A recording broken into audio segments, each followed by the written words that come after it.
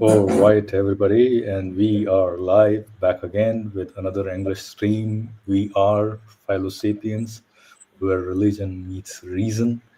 And today we have another stream. I thought so. Anybody who saw the thumbnail, I think our apologies that we gave a wrong impression. We thought that we will do this, Islamic dilemma, and we'll. Madan, I'm getting a feedback from. So I thought we were gonna do this Islamic dilemma thing, but then we realized that we would rather have Khayali with us as well to do this, and I thought that we would take a very different approach in treating Islamic dilemma. And since now we have that title, and then we are here talking about it, I thought I'll give you my 2 cents about it and what I think about it. I know there in the Quran it's written that okay, the earlier scriptures are corrupted and all those things, and there are those verses as well that authenticate it. So there is a seeming conflict between those two. And Kylie and I even on the backstage have talked about it as well. What do you think about it? And I said, I think it's it's a problem, but probably it's not as serious as some Christians, make it out to be. And that's what we wanted to, talk about. And I realized that this is the same problem that's there with the Christians as well. They don't have any original scriptures, and the same is true for Islam as well. You don't have any scriptures tracing back all the way to 632, or even in the first century of Islam. That's the 7th century, right? And so, what my thought is on this whole thing or whole dilemma is, I think that what happened is multiple writers or compilers compiled Quran, wrote Quran, verses of the Quran, collected from here and there and stuff, and they were spanned within a century or century and a half. So these things must have started at the very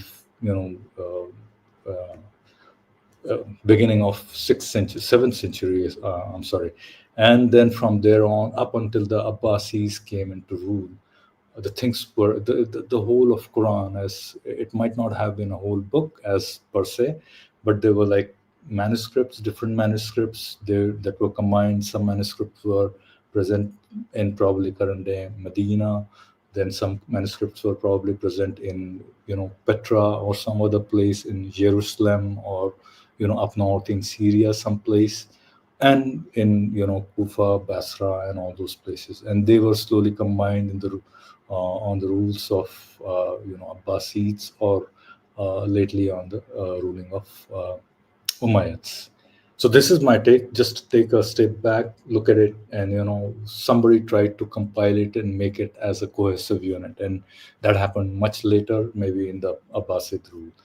But anyway, I have given my take on it, and I think we'll talk about it. And I want to give my say on this, so we'll probably do it once we have Khayali as well. But anyways, today with me, as always, is Martin. Martin, how are you? Sorry, the prologue took a little bit longer than I thought it would. How are you doing? Yeah, I'm good.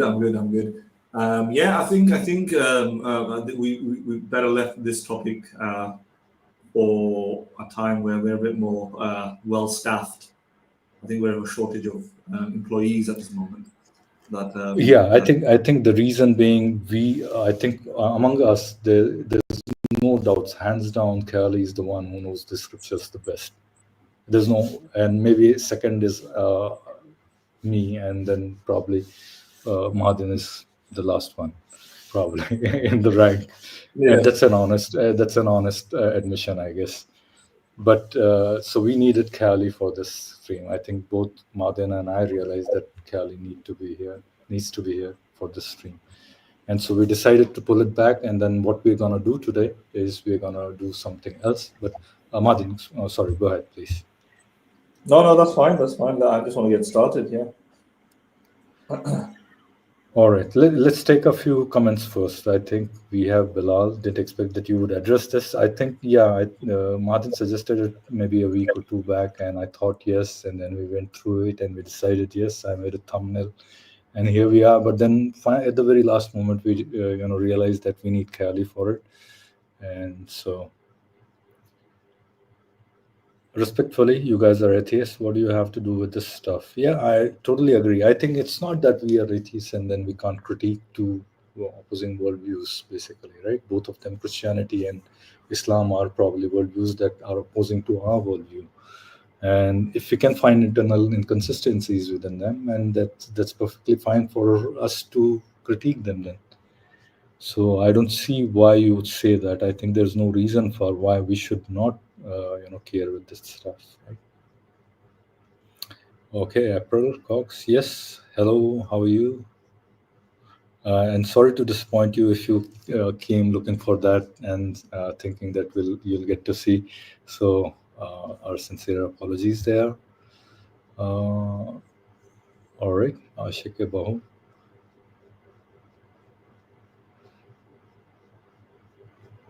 Oh, now I see what he means, right? I I was perplexed what he means, but then now I realized. Did you get this, Madan?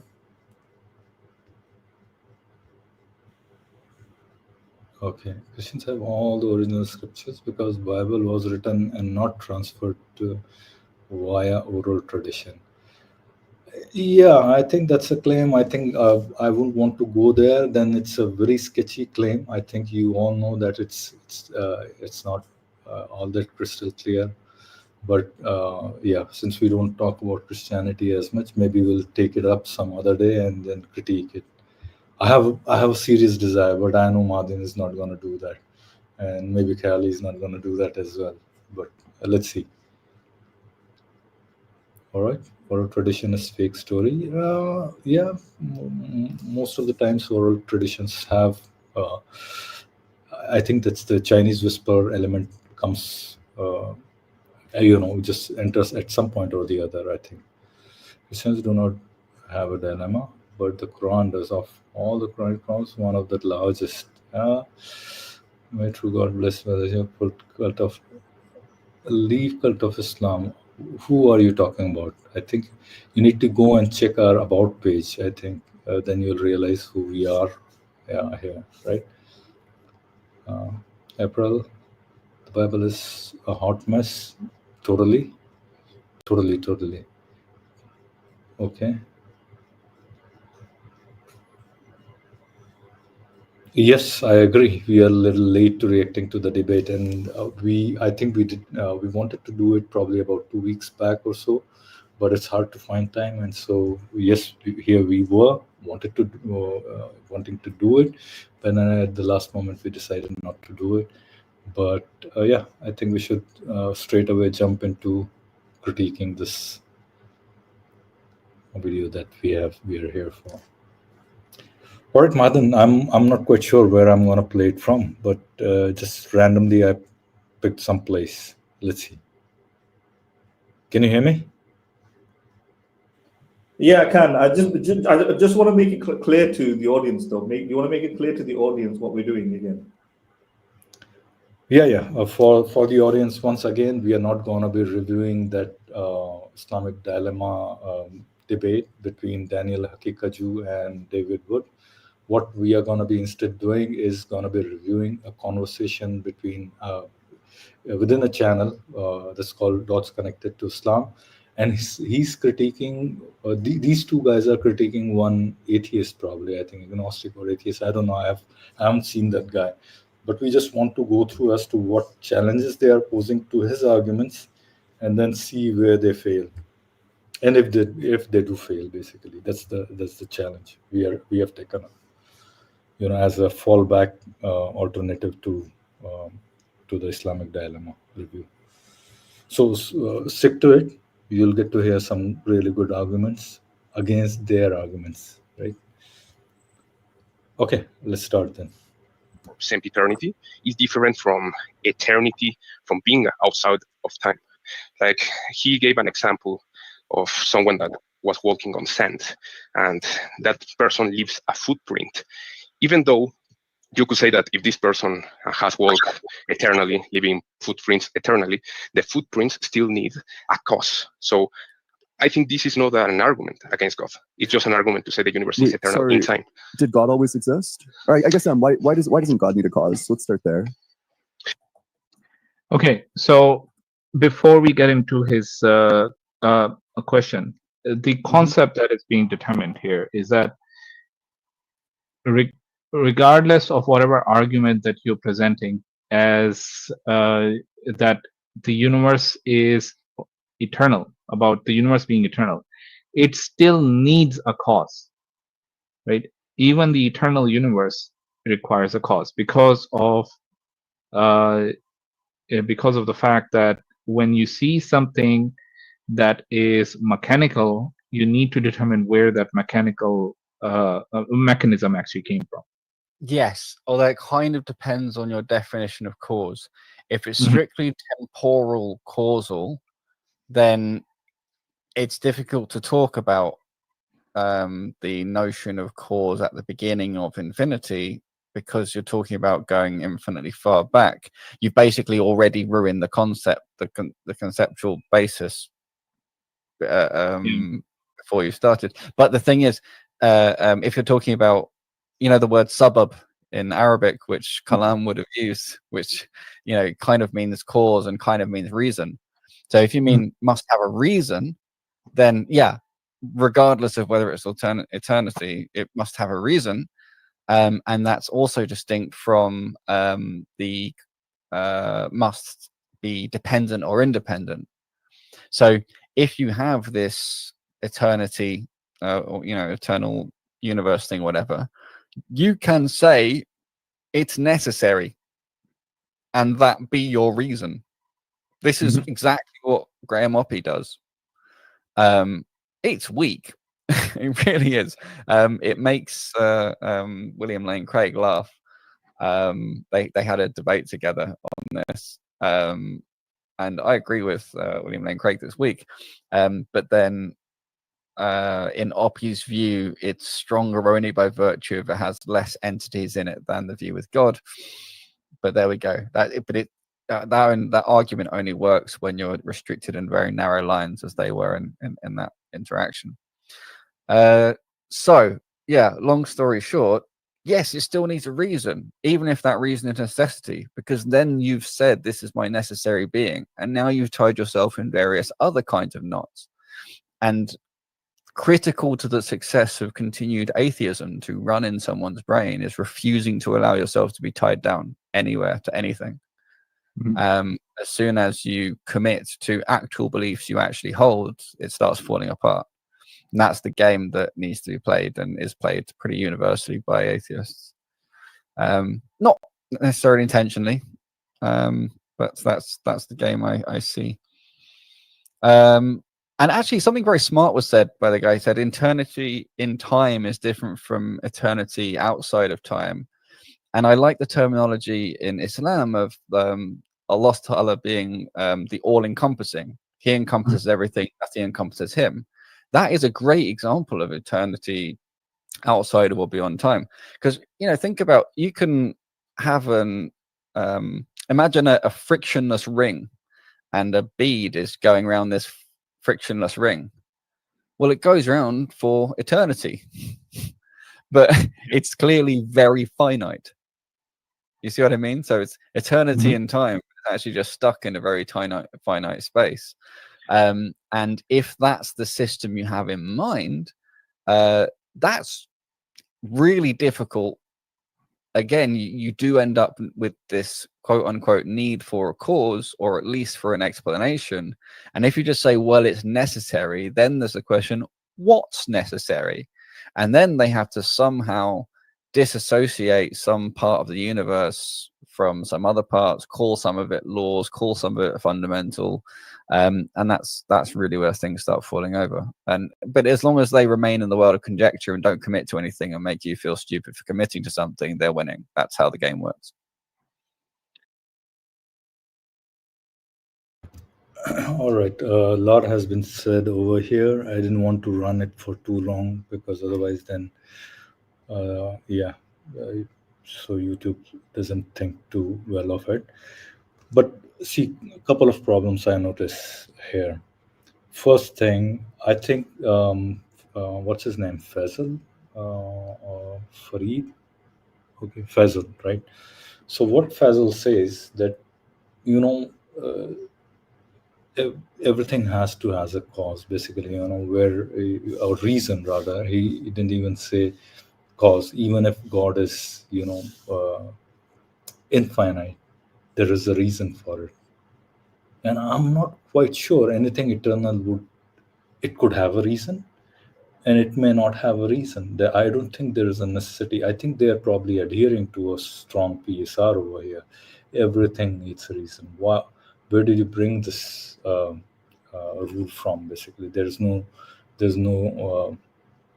universal objective rule as such there. And another thing that he said, I think, we atheists will have to bring some brute fact. Yes, of course, brute fact. You know, anything that you can do, you guys can do for your God. We can do the same where there is no consciousness, but of physical brute fact. It could be physical. It could be some metaphysical entity, whatever you want to call it. And that's the stopping point. You say it doesn't have to have a reason for its existence. We can say the same thing for our entity that we are positing. It could be a universal wave function, for all you know, right? Or a different manifold other than the classical space-time. Who knows? No, at least I can't claim to know it. But I won't posit that there's no parallel possibility than what you posit for a garden, right? Same thing, right?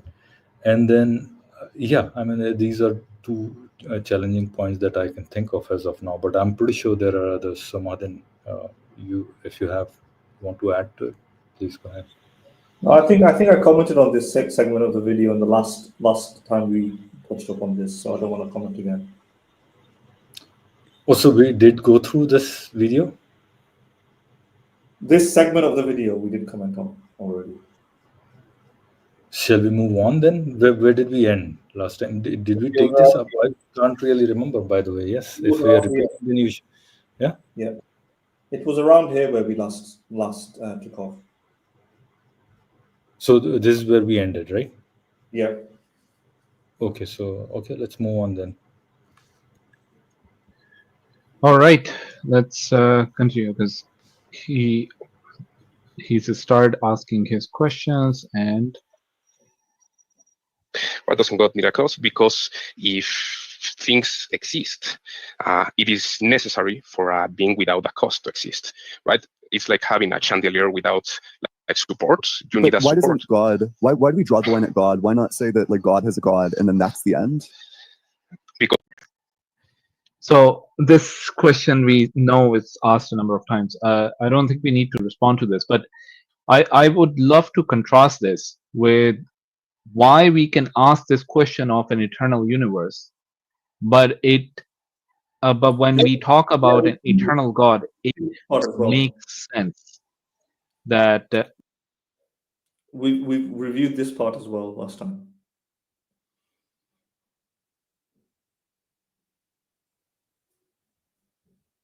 Mm-hmm.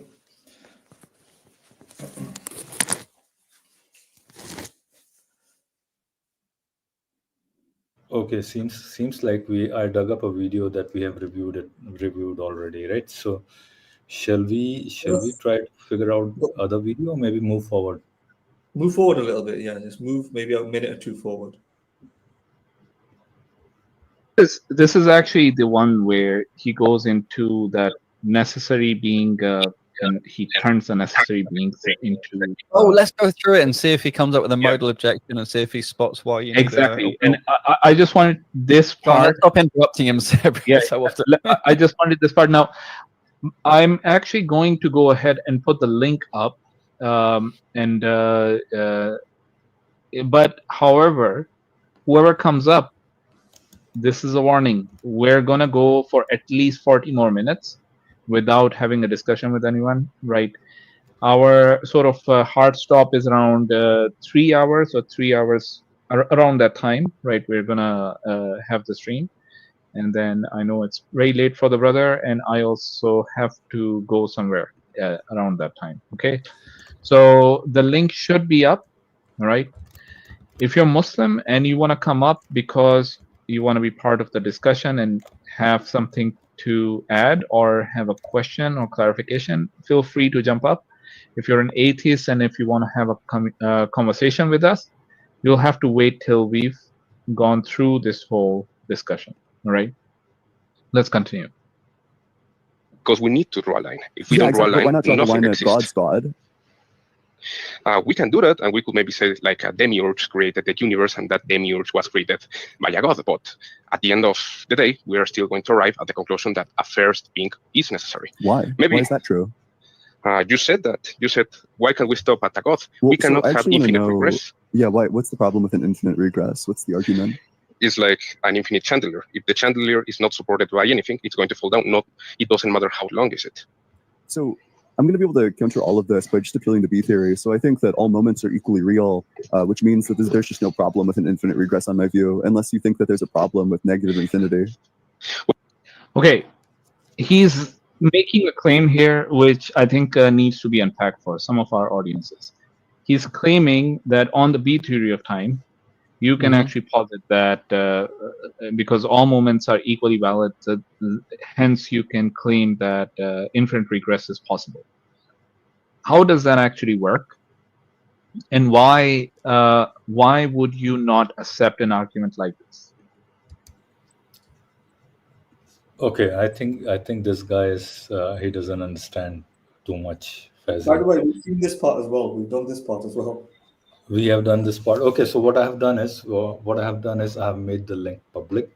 Anybody who wants to join in and have a conversation, maybe talk about whatever, right? Except it's something conversation worthy. I think you are welcome to drop by.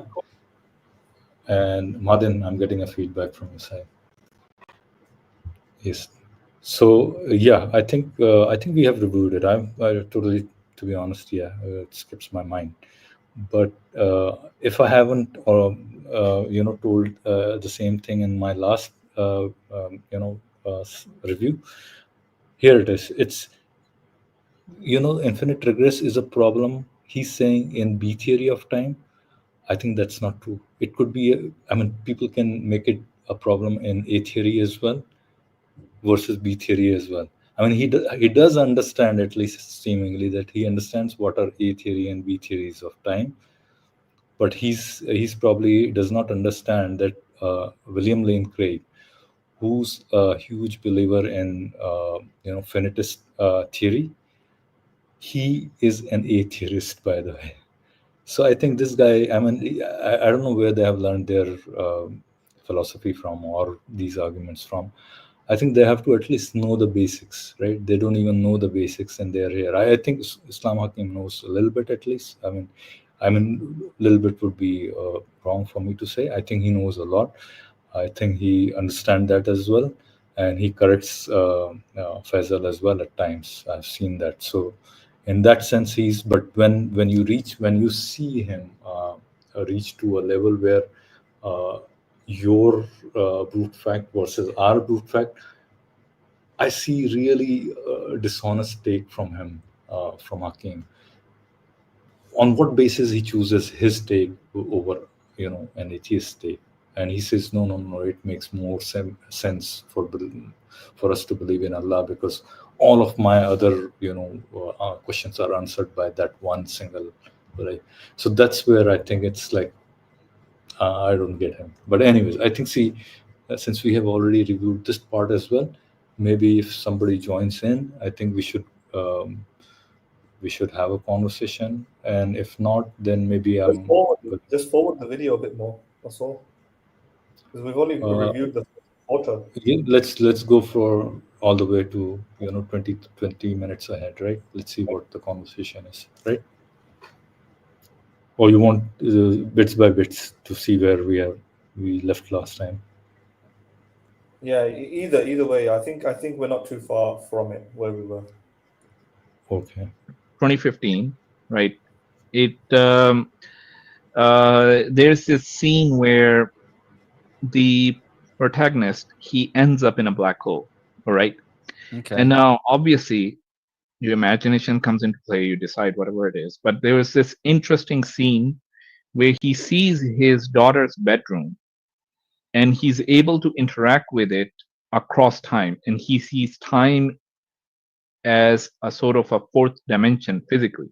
He's able to go and interact with her at different times of her life, or in that where he sees her in the bedroom, and he can Just briefly, is this bedroom also on a spaceship somewhere, or is this back on Earth? No. This is back on Earth, right? But he's able to interact with the with what's in that bedroom, right? And in his life, he used to think that this was a ghost, or his daughter used to think it was a ghost. Mm-hmm. But he sort of, that was those interactions were the moments which allowed him to end up in the position that he was in. So interestingly enough, a very sort of when it's presented in modern cinema, it's a very interesting take. But I'm just pointing it out because of the way we understand the B theory of time. The way time was presented in that particular scene was very much in line with the idea of the B theory of time, because the past and the present of the bedroom all existed at the same time for him, and he could choose where to go and what to do. I guess in that scene, then I guess there would have to be some kind of B theory of time, and somehow the black hole allows to contact something that somehow gets back to Earth. But there's no way to really understand that in the physics sense. Because the reason I asked the question if the bedroom was on a spaceship is because if you had a spaceship that sort of fell into a black hole and established a closed time-like curve, so anything that's traveling is on a time-like curve. A closed time-like curve means it goes back on itself.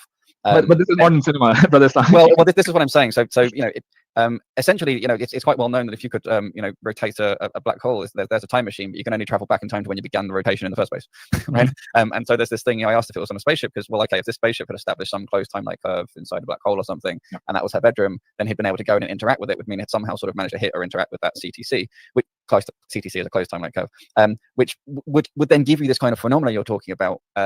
Where it's almost like a temporary B theory, like a little segment that lives on indefinitely until it's broken up.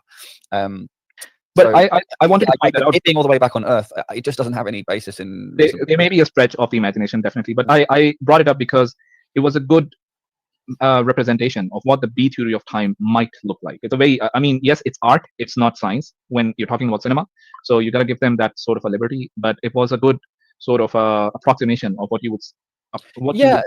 I guess it going back but so then you've got to have this dynamic as everything else, ways that the world, the sort of underlying logical theories are established. In fact, it flies in the face of cause and effect itself, which is something that the naturalist finds fundamental and that he holds himself, but he probably doesn't realize the contradiction that he's setting himself up for, because I don't think he's ever evaluated his own views seriously. But the thing is this, if no time is particularly privileged, that also means no kind of interactions are particularly privileged, meaning that the history changes just as dynamically as the present, just as dynamically as the future, which means the whole one dynamic system, and really there is no actual notion of time. So the B theory of time itself ends up not really making sense. It's all right. But one thing that is worth noting there is I not only do I not have a problem with B theory of time, I actually, especially when I first came to Islam, I was actually more inclined towards that view, because it was easier for me to process the concept of one God who encompassed everything, because and also to solve a whole load of logical potential problems and so on. Because if you have space and time as we think of it in general relativity as this manifold, where all four coordinates sort of exist at once, then God would be outside of space and time and would see it like a giant multi-dimensional balloon, and would be able to tweak any part of it, past, present, and future, from our perspective, would be indifferent. He'd be able to tweak any part of it, and all the rest of it would update and stay consistent with itself. So it can literally do anything. And this also is a very good answer to the idea of like how he could set things up in the past that are that answer a prayer that you made in the future, but it actually be a response to your prayer, because he can change the past in response to your future. It would all work out because the B theory of time would mean that time isn't really real at all. So there we go. However, then I learned things like when Allah Ta'ala swears by time, then I meant, you need to be really, really careful.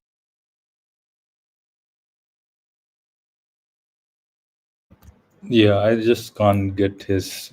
I think his understanding of B theory of time is flawed, at least in the perspective of any God. He says God can go back in time and change something and make your prayers work and stuff like that. Did I get this wrong, right, Martin, or did I misunderstand? Yeah, it? I don't think he said Yeah. go back in time. He said it's just going to affect. I think he seemingly said so, at least he gave that impression.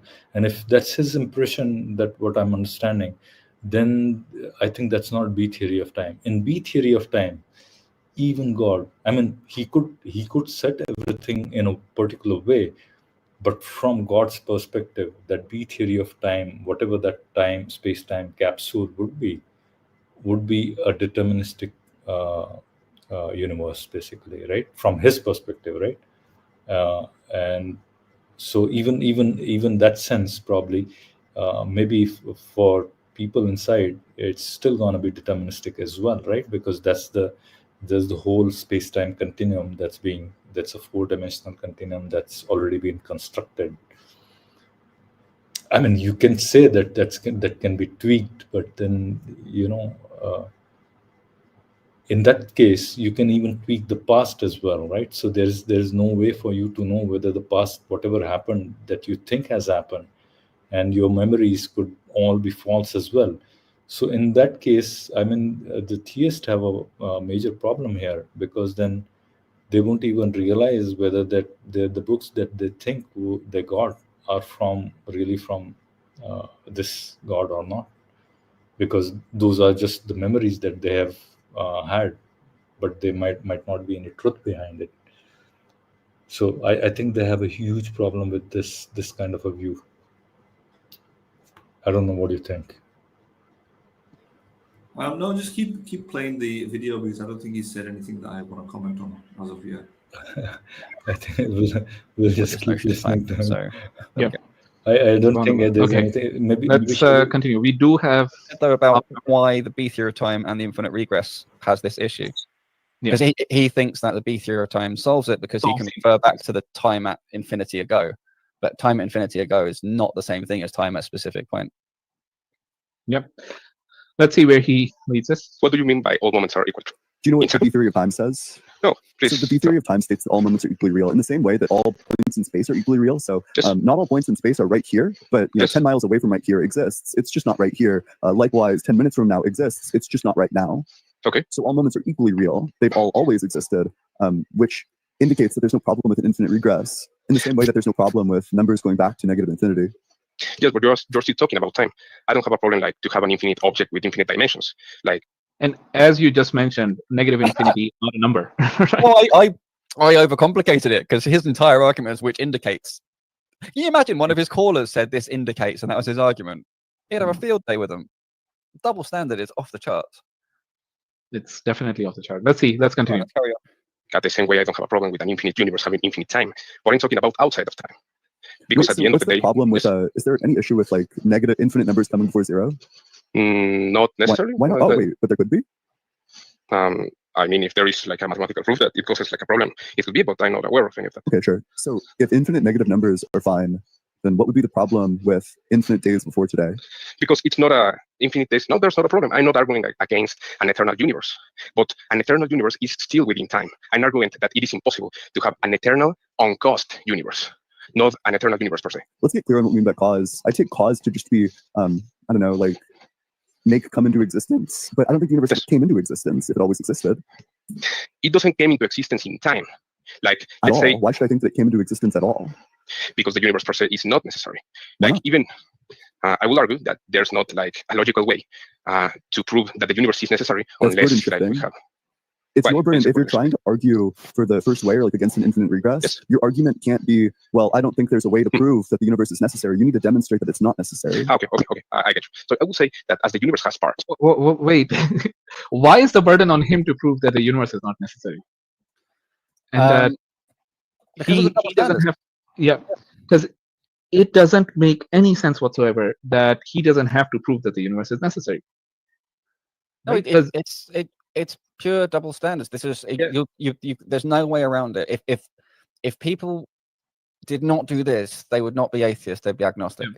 So one of the things I understand about necessary, it's the opposite of contingent. And a contingent thing is something which can be any other way. Well, right? that's exactly it. So, I mean, part of the trick here is sort of moving the goalposts about what universe is. You know, like he referred specifically to the B theory of time and said just the same as 10 miles or kilometers over there is just as real as 10 kilometers over here. It's like, well, he also accepts that certain things now are contingent. So if everything's equally real, everything's equally contingent. So everything in this block that's called the universe is contingent. So by his own reasoning, it's contingent. The whole thing is, ironically, necessarily contingent. You want to pause it? Hey, can you hear me? What's your name? Sorry. Just call me Bear. It's easier. Beronovich. Beronovich. Sorry. Yeah. Now I got it.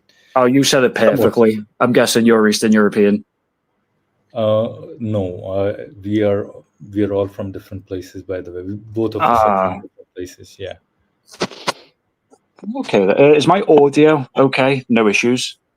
Yeah. You're audible. Yeah. Go ahead, please. Yeah. Oh, yeah. No, it was just I saw you just open stream. Figured if it's okay for me to jump in and discuss. Yeah, definitely. Do you have any question, or you just want to stay here, maybe critique the video, or maybe just yeah. So, what is it that you're going over tonight with the video? So I don't know if you got a chance to go through our about page, but if you get a chance, just maybe on the side on a different tab, just open it and see who we are, what do we do, and why we do it. So you'll just see why we do it. And right now, what we are doing is we are taking some arguments, basically good or bad. I think we are just weighing them on the logical basis and then critiquing them. Okay, then. So watch the video, and if anything pops up, just shout out and discuss. Oh, yeah. Apologies if you thought that this was the debate review between David Wood and Daniel Haqiqatjou. I think we had decided to do that. We wanted to review that Islamic dilemma part of it, but then we were missing a key member of this channel who would have contributed a lot in that debate. So we decided against it. Oh, so you're watching and reviewing tonight? Yeah. So we decided to review something else, but otherwise we were gonna do that. Okay then. Tell you what, because I'm unfamiliar with all of it, I'll pop out, and hopefully someone else can pop in who knows. Yeah. But can we know what your worldview is? Whether are you a Christian? Oh yeah, Catholic me. Yeah.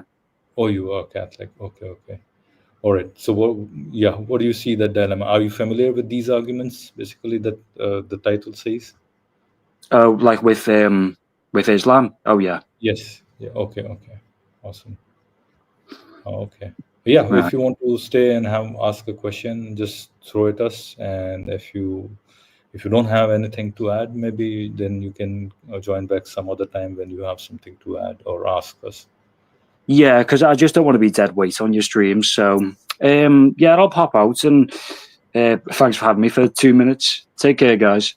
Yeah, no worries. You too. Thank you very much. Thanks for joining. All right, let's go back to the stream. What I was gonna say, I think I was gonna say something here, but I just totally forgot. Martin, you have something to add here? No, not yet. Okay. By his own system of definitions that he's already used. And he actually gets to that.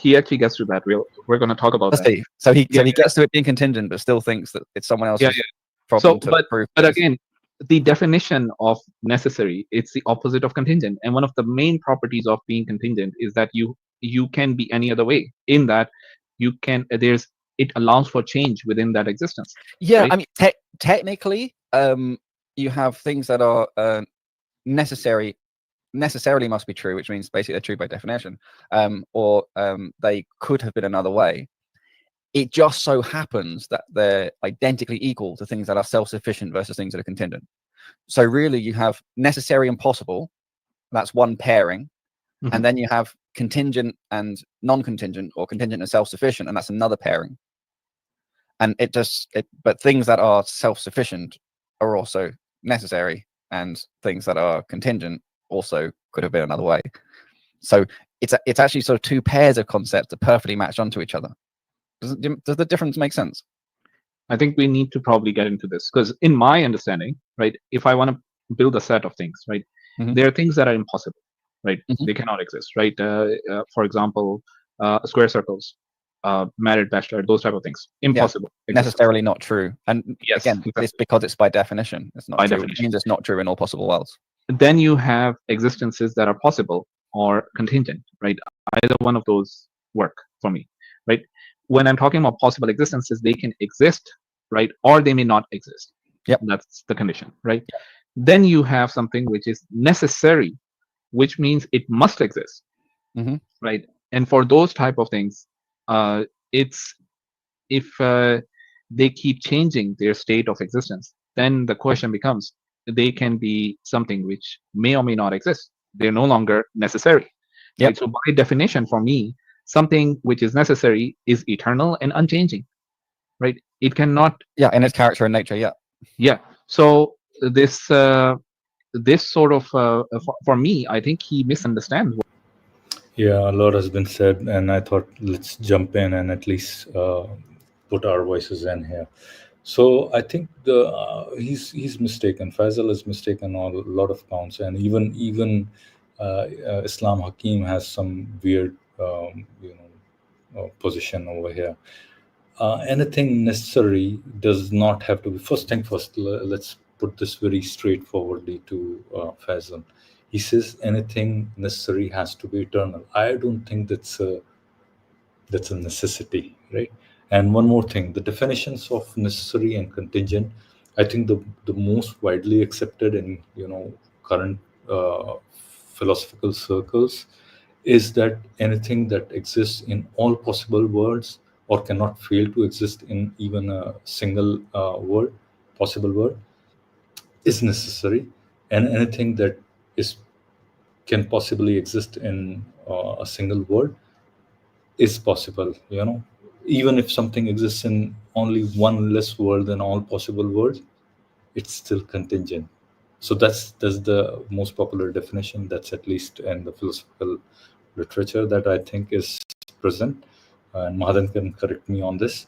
But yeah, and I don't see a reason why a necessary thing cannot be non-eternal. I mean, I don't think that matches. There could be something necessary, but it's not eternal. Because you can have a chain of eternal contingent things. I mean, this is just a thought, but it necessarily arrives to that necessary thing from all possible worlds, right? And those contingent things that brought about this necessary thing could be different in different possible worlds, in all possible worlds, basically. So this is just one solution to Faisal's, argument for it. Of not even argument, he's just positing it. So yeah, shall we move on, Mahadan, or you want to add something? Because to be honest, I don't think these guys they just sound a bit confusing to me, to be honest. What it means to be necessary. Shall we add something else to it, or maybe if you want, we can shut down today's stream and then do it some other time. No, I think that I'm not sure these guys are explaining anything in a.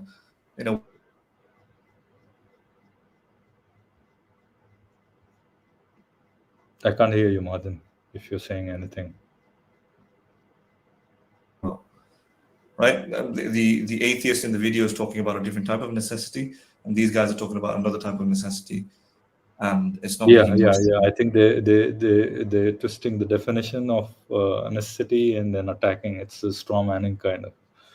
But yeah, so maybe we should bring up some other video. I think this is probably not as juicy as maybe have someone as. If someone wants to jump in, maybe we would rather have a conversation with somebody else, that's going to be at least a little bit more engaging. So yeah, I think I have already opened the link for the stream. Anybody who wants to join in, maybe Michael Malzahn. If you want, if you're listening still, you can join in. I have seen you in some Dawah streams, so if you want to jump in and ask a question or contribute, you're welcome to do so, and anybody else who wants to do so. So shall we carry on with this? Okay, let's move on a little bit more, just moving forward. That's the crucial link between those two sort of concept pairs, if that makes sense. So you're not really going to make a mistake flipping between the two because they should be identical. Mm-hmm.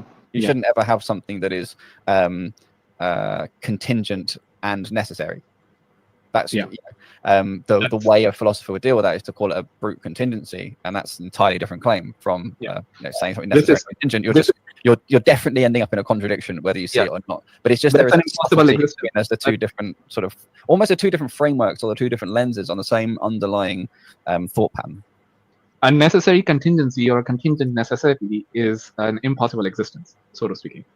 Yeah, well, it's impossible, or it's outside of the domain of modal logic. Yes. Yeah. All right, let's continue. Those parts could be arranged or be in any different shape or form. If we can have different parts, we could also say that those parts will be gone, and we could reduce it to the maximum and say that the universe could have not existed. Yeah, I don't think these guys are fully understanding any of the what they're talking about here, because I don't think the particular atheist has been talking about necessary and contingent in the same way. So there's just a lack of comprehension, really, or a language problem, right? I don't think the particular atheist is talking about a necessary contingent thing. Like, what the heck is that? Right. So he's not mentioned anything about necessary and contingent. He's probably just talking about the universe being factually necessary, which is a very different concept to what is ontologically necessary. A factually necessary universe is ultimately contingent. These are different types of an ontologically necessary thing being ontologically contingent as well might be contradictory.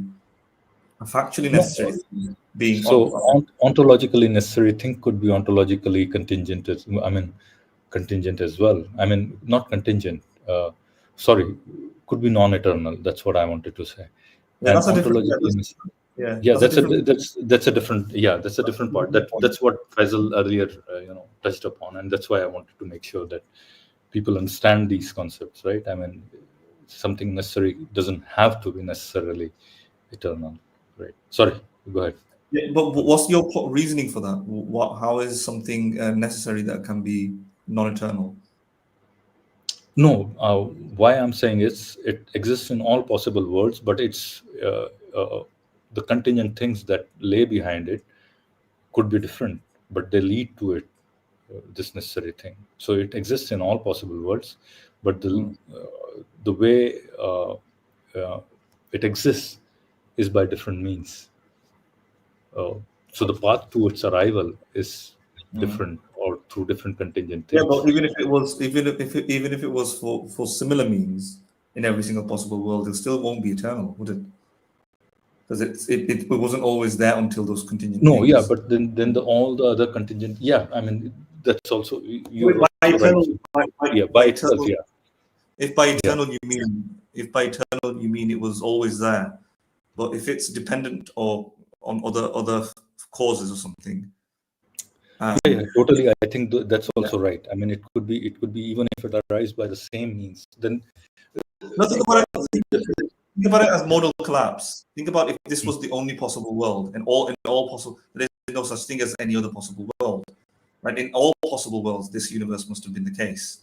Now, if on all possible worlds this universe must have been the case, then it necessarily exists. Yeah, then it necessarily exists. Now let's think about the fact that I exist. Then I must necessarily exist in all possible worlds, right? Yeah. But I'm not eternal, right? Now think about this. If this universe is strictly determined, right? All of these events, all the way up. Let's say it began at the Big Bang, and there's no, that's it, right? Maybe the Big Bang was always. I see your point totally. Yeah, You see what I'm saying? The exact I'm saying I'm kind of, you know, thinking about all possible worlds in a. So this is one example of where you can say that, you know, necessary existence does not mean eternality, right? And I'm perfectly fine with this. Your example is perfectly right. Even if it arrives through all the possible worlds, arrive through one single means, but then we have, you know, merged them into one single world, basically, right? So there is only one possible world, even if we are thinking. That's right. But So this but is I'm not thinking of like lot of possible worlds, basically, right? You know, millions and maybe even infinite. I would be a necessary dependent. In that case, what I'm saying is they do arrive, one necessary world or universe arrives to different contingencies, and so I'm I would be in this situation. Hold on. I would be in this situation a necessary dependent. I'm dependent upon, my existence is dependent upon prior causes. Right? Totally necessary. But you are still a necessary existence, and that's what our point is. I think you and I both are saying the same thing, right? And the necessary dependent, the necessary dependent is not eternal because it's dependent. Totally. I mean, unless you take away the fact of, you can think of situations that might be necessary dependent, which are eternal, like let's say a ball resting on a cushion. It was eternally there, the ball. Therefore, the cushion's compression on the cushion was eternally there, but it's still dependent.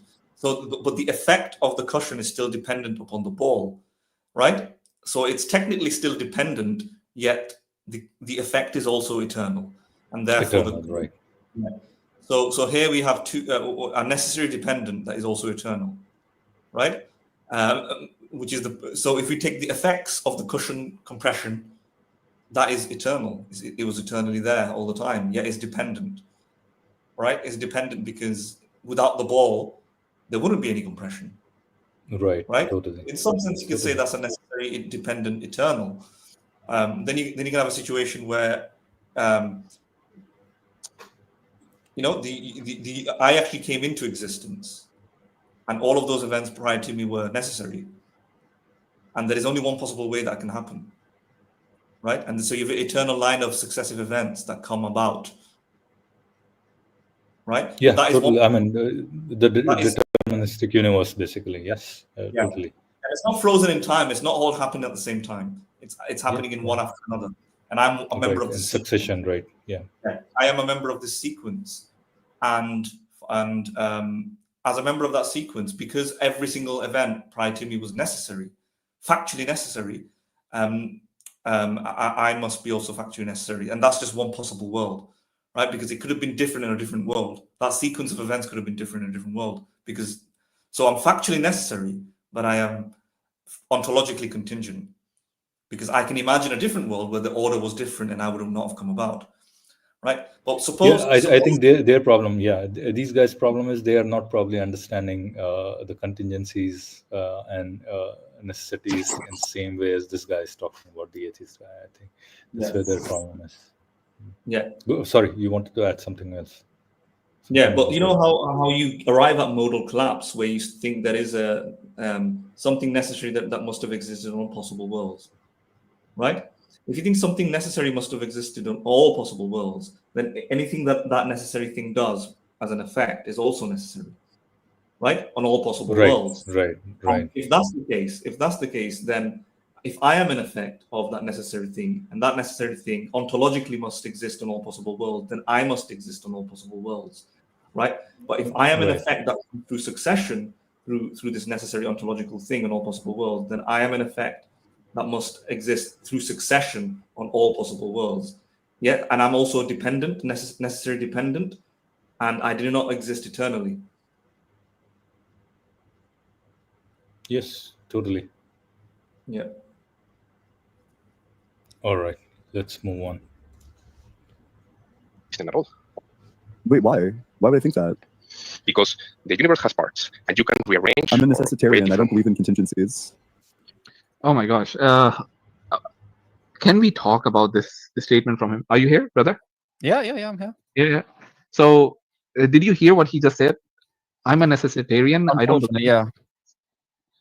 Like, how convenient is that? that you can claim that as just that's your position, and you don't need to deal with the argument. Oh, because he doesn't care how much he contradicts himself, and he doesn't actually believe anything he says. It's just he's trying to win arguments, because he also says he believes in Platonic theory. You literally can't have both. Yeah, and here's the thing. Look at the statement that he made. He does not believe in contingencies. Not that this is a true position to hold. Not that this is that what the individual has claimed is an impossible position or has been debunked or there is an argument against it. Is that he does not believe in it.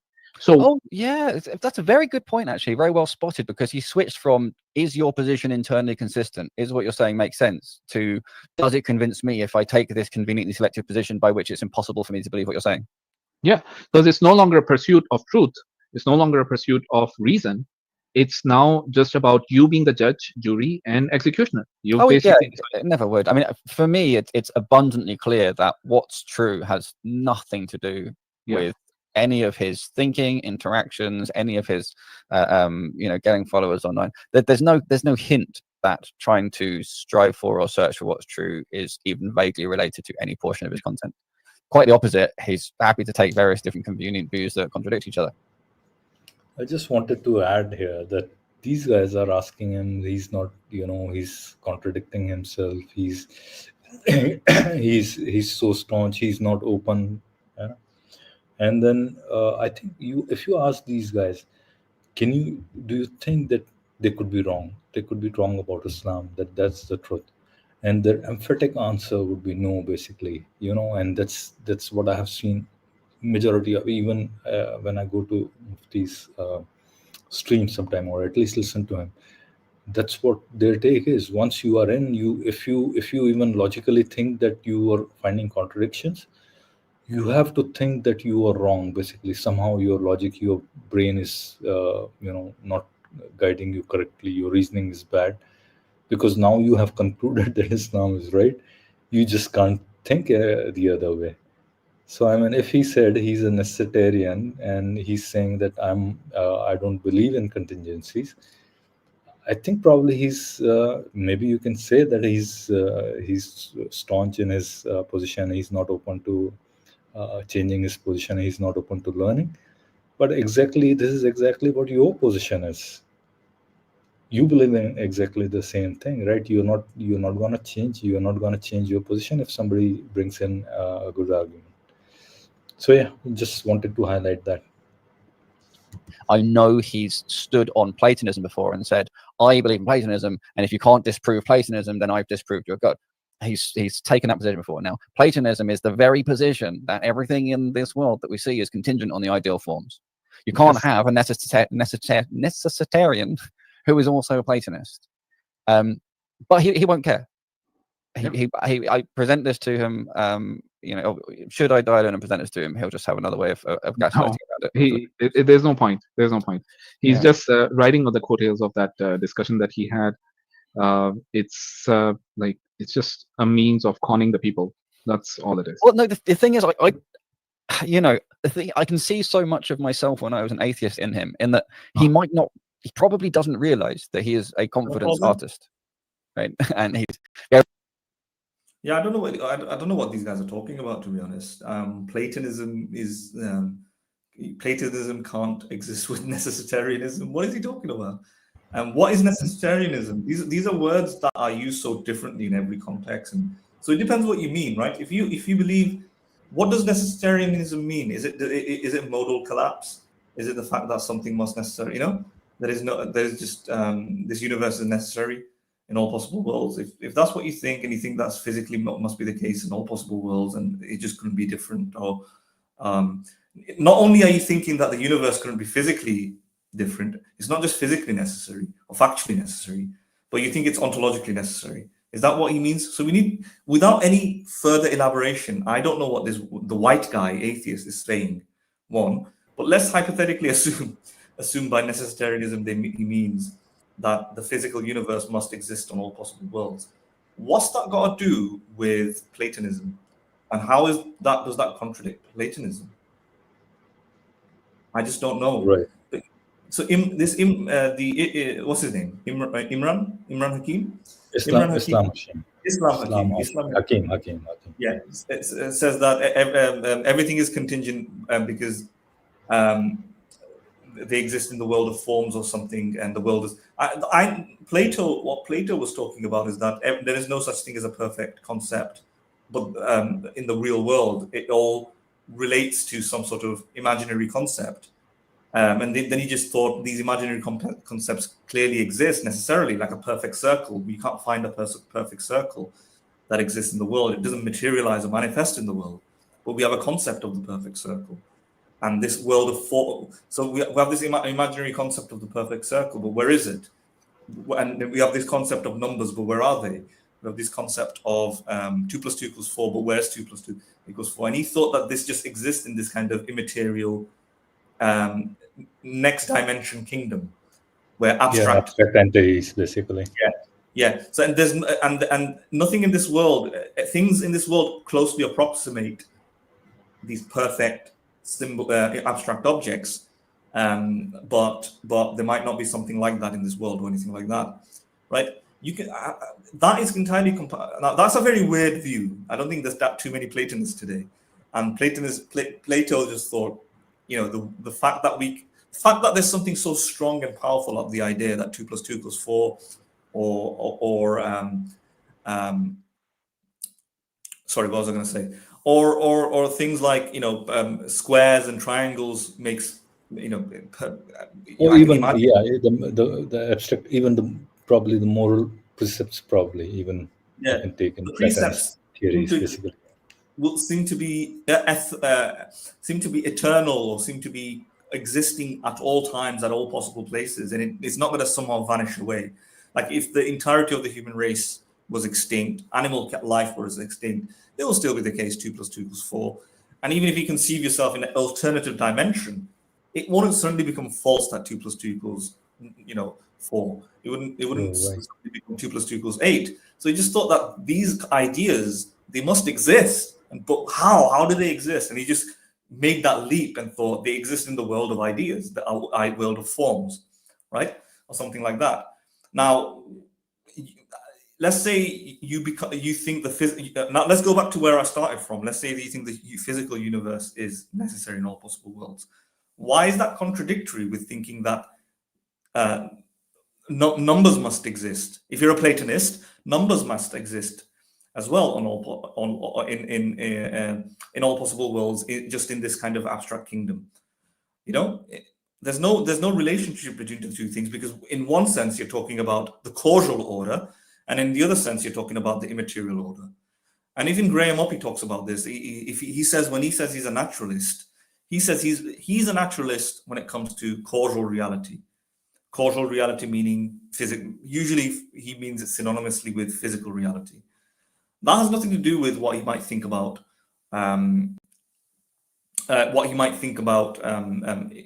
immaterial entities, whether they exist. Abstract entities. Yeah. In fact, by the way Oppy describes it, he seems to be limiting naturalism to physical world, right? Like if you talk about the world, then I only think physical things exist.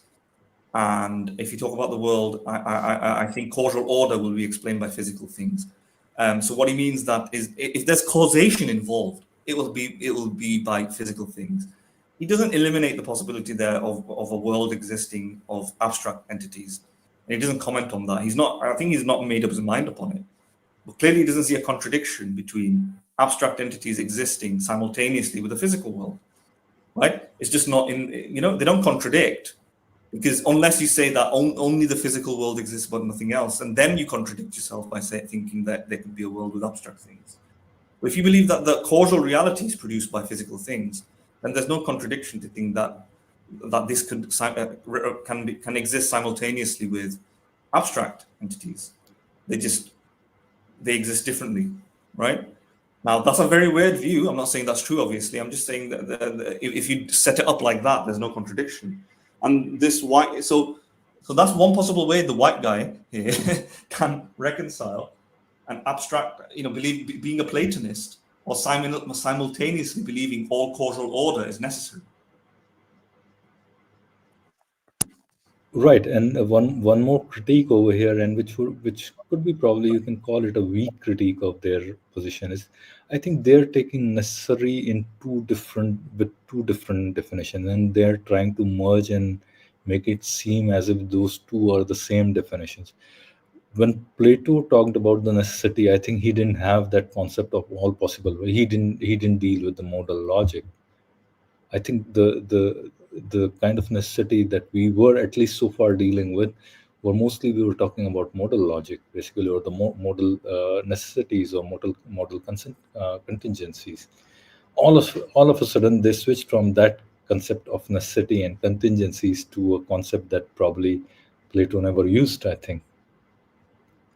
So his ideal forms were still existing, but necessarily existing, but the definition that he used for necessary existence was probably not as equivalent to what these guys are talking about. So at least, yeah, this, you can say this is a weak critique. Probably, just can't have a necessary definition of necessity. Apart from there is even these guys talk about different definitions of necessity, basically, right? A necessary dependence, necessary, in a temporal form, that something that you end to, you just can't go past. That's the necessary existence, and they themselves use it, and that's why I thought probably this could be an argument against them, basically, right? So, but I don't know. Yeah, you wanted to add something to it? No. I mean, I think one plausible view, if the universe is modal / ontologically necessary, that is necessary in all possible worlds, that says nothing about whether or not numbers are necessary as well in an abstract world, right? And Right. when so it could very well be that any other possible world will also look like this world, and in that same sense, any other possible world will also look like this world in the abstract sense, where 2 + 2 always equal 4. And if Yeah, you want to go, all the abstract entities have the same form, basically, right? yeah, exactly, yeah, and they don't. There's no interaction between the two things. It's just you're just accepting both. If you're a Platonist and you think that they must have some immaterial existence, and I can see the plausibility of it. You can very easily veer into Platonism, because just by saying, what do you mean by immaterial? You mean it's spaceless, timeless. It has no dimensions. It has no other sort of properties. It has no material existence. It has no extension. It's not an extended thing, right? And if you genuinely think 2 + 2 = 4 is just going to be the case on all possible worlds, like you just can't fathom how it can be different, then you may not be so spooky to say it exists on an immaterial kingdom, but but you can easily make an atheist concede that everything that you're saying sounds like Platonism, because if you genuinely believe that 2 + 2 = 4, and then you can want to deny Platonism, right? Then somebody who's a Platonist can go, okay, do you think 2 + 2 = 4 has a size, has a weight? Does it exist in a location? Does it have a space? Is it extended? Is there dimensions? And you'll be like, no, not really. And then you're getting closer to Platonism, right? You're saying, all right, I do believe it exists in some sense, but it doesn't exist in the material world. It just exists you're just so close to it. It's almost saying, all right, it exists in this kind of image, because by negation of the fact that it doesn't have any of these properties, you've already embraced some sort of immaterial thing. So it's very, very easy to get towards Platonism, right? If you're, yeah, but I don't see if you do think if you are a Platonist, I don't see why you can't think the physical world is necessary whilst also numbers are necessary. 2 + 2 = 4 is necessary, and these are just facts that exist in a different way. True that. Yeah. I'm just wondering if he thinks. I mean, in what sense does he then think that the difference lies in an immaterial, all-loving, all-powerful being versus an immaterial necessity like forms, abstract forms, right? Or 2 + 2. these are concept as well, right? 2 + 2 = 4 is a mathematical concept, or all of pretty much mathematics is kind of somehow a concept, right? What do these guys think about, at least Faisal, what does he think about that existence? Does he think it's an eternal existence by necessity? And if you can think of it as a concept, then how do you differentiate? I think probably they differentiated between this by cause the consciousness maybe is the differentiating factor over there. But I'm not quite sure where you come to the consciousness for your concept of God as well. I think that's what they'll have to at least establish before they can differentiate between these two. Anyway, moving on. Very good at projecting confidence and using it to manipulate people, which is how confidence tricks are set up and run. But I don't think he realizes that's what he's doing. You know, because I've been in that position before where I thought, you know, as long as I can come up with some smart position that outsmarts those other people, it continues to prove that the position of atheism is smarter. And I just never saw this thing of hypocrisy, because for me, you know, it was that we're never going to really know the truth anyway. So there's just lots of different positions, and you know, I'll just keep essentially having this internal Darwinian evolution of just keep adopting the stronger and stronger position until eventually, you know, I die, and there we go. I did my best. But the thing is, I think the fact that I did actually try and find the most true position I could, and did actually care about whether or not it's true, is probably why Allah saved me. Yeah, Allahu Alam. But you know, let's put it this way: I was exhibiting many of the same behaviors, but I did actually care what's true. In this case, though, he's so blatantly and so flagrant. I'm just wondering how does he think? Where did he come that some, you know, supernatural being, supernatural entity saved him? How? I think he hasn't clarified, you know, how did he come to the truth? Basically, I think maybe he has clarified this in some other streams, but it's far from compelling evidence when, you know, someone just sees you know, Jesus Christ in their dreams, basically, right? You know, Jesus in their dreams, and then they come to realize that this is the truth. So I just fail to understand that difference between those two, or even you know, a Hindu who thinks, you know, comes to realization that Brahman is whatever Brahman is the ultimate reality. That's the truth, right? So it's just not clear to me. I don't know if he has clarified his stance as to what were those probable, you know, for his movement from, as he says, he was an atheist, and then he came to realize what were those things, which compelled him to come to this, and then that final realization. I don't see any difference between him and a, you know, person who comes to Christianity from Islam or from Hinduism or from whatever religion, right? So yeah, just wanted to spell that out.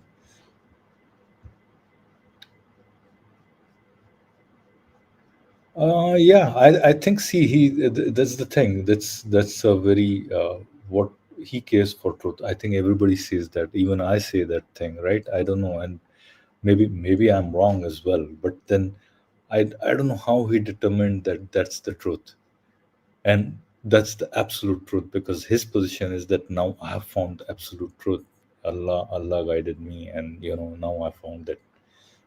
How did he determine that? Basically, that's the question I have, and I don't think he has an answer. He just feels like because that once I reached to that state where I believed in this supernatural entity, I found that a lot of my questions were easy to answer. That's probably his take, and that's what I've heard him say, and I probably might be wrong. I maybe misquoting him somewhere, you know, misparaphrasing him, basically, right? But Madhu, you wanted to add something? No, do you want to change the video? Do you want to do a different video? I think no, maybe we'll just shut it down today earlier than I think, unless anybody wants to join in, and then I think, yeah, this is now becoming repetitively boring, I guess, right? This critiquing this video, because there's no substance to their. I mean, there's no challenging substance to their talk. I think, that's probably a problem because it's a review of a review, right? I think it's going much slower. So unless anybody joins, I think we should call it a day, right? If you want, yeah. That's fine. So I don't think yeah, anybody- I don't know. I don't think anybody's going to join at this time. You can pull out a short, maybe, and review a short very quickly. Yeah, I think we'll have to search for it. I don't know where we can search. Which It might be a little bit more easier on the minds of people watching than going into kind of extremely dry, boring philosophy where they're talking about things in a it's boring me, and I like philosophy. I'm falling asleep, right?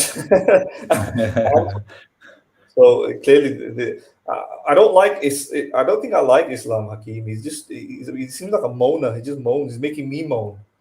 He's carrying his energy, making me moan. He just moans, moan. He's just moaning. All I hear him when he's talking is moaning and moaning.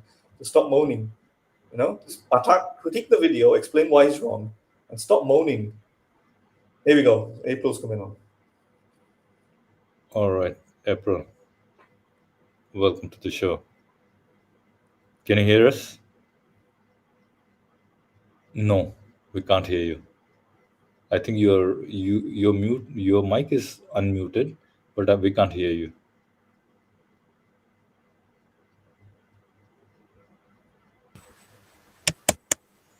Yeah, now there was a tap. Yeah, now we can hear you. All right, Yeah, how are you doing? I'm, okay. Life has its trials and tribulations. We all have our struggles and so forth. I've actually taken like a long break from like Islam and Dawah and things. I think I'm just sort of getting back into it. Sorry to interrupt you. I think we did see you in one of the maybe Speaker's Corner videos or something, and probably after that you dropped in as well. Hold on, I can't really hear you. I'm going to just plug my headphones in quick. Yeah, what I was saying is we saw you in one of the Speaker's Corner videos, right? You were there, I think. Wait, in the real Speaker's Corner in London? Yeah. So I went there in December, and then recently I went a couple weeks ago. Which one are you talking about? No, I think I'm talking about a long time back. So probably the recent one. How long back was that? The recent one? Maybe 2 or 3 weeks on this Okay, Sunday. no, we didn't. I think we surely didn't see this one. Yeah, how did it go? It was interesting, and the guy I spoke to, I'd never seen him before. Like, I was really hoping I would have been able to speak with one of like the top guys, like one of the big players. Right. That was like kind of the reason I went to Speaker's Corner, because I don't live in London. I live a long way from London, so it's like a special trip. Okay. To go there, because they're quite expensive. Right. Like Hamza or Hashim or like Sabor but yeah, it was just this Muslim guy who was stood in with the booth, and we I sort of focused on like morality, but in more of a practical sense, and also like is Islam truly for everyone, or does it kind of prioritize Muslims over non-Muslims? And he was very like slippery and kept dodging the questions and not answering, and I had to keep reeling him back. Yeah, I think the issue is that these big guys are slippery as well, so you can't expect anything from these over the secondary guys, or I don't know what term I should use for them. The small guys, small. The secondary Dawah guys or tertiary Dawah guys. Small. Right? In training. Yeah. See, there's only one big burly guy who does Dawah. That's Mohammed Hijab, right? I've never seen him. I didn't see him that day. Yeah, he's got court to go attend. That's why. Yeah, I heard about that. All that stuff. So, yeah, interesting. I've not heard any of the Dawah guys talking about it, though. I would have thought they would jump to his defense, but they're sort of. Are these guys? I think these guys are not. The ones who are very famous on YouTube. I think Mansoor and team is really famous.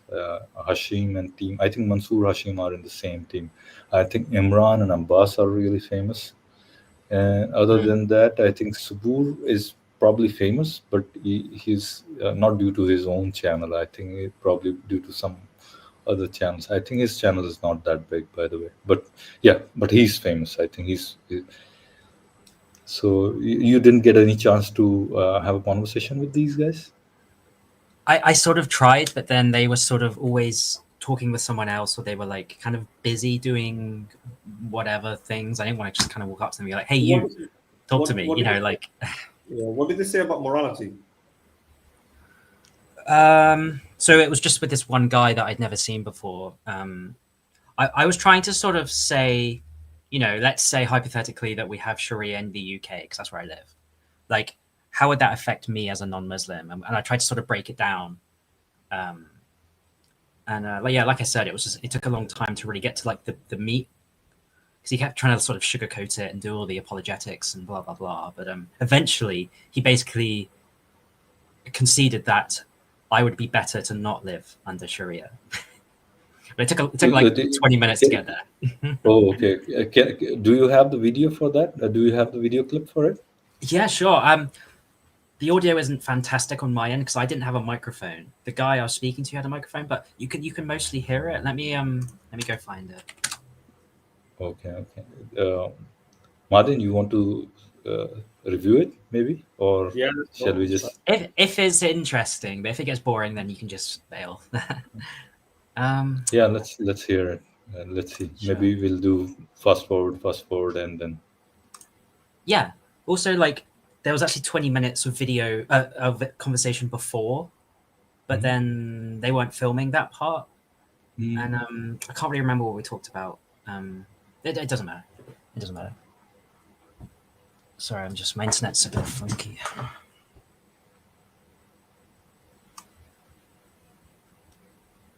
Yeah, I think there are quite a few of them. I think we reviewed one.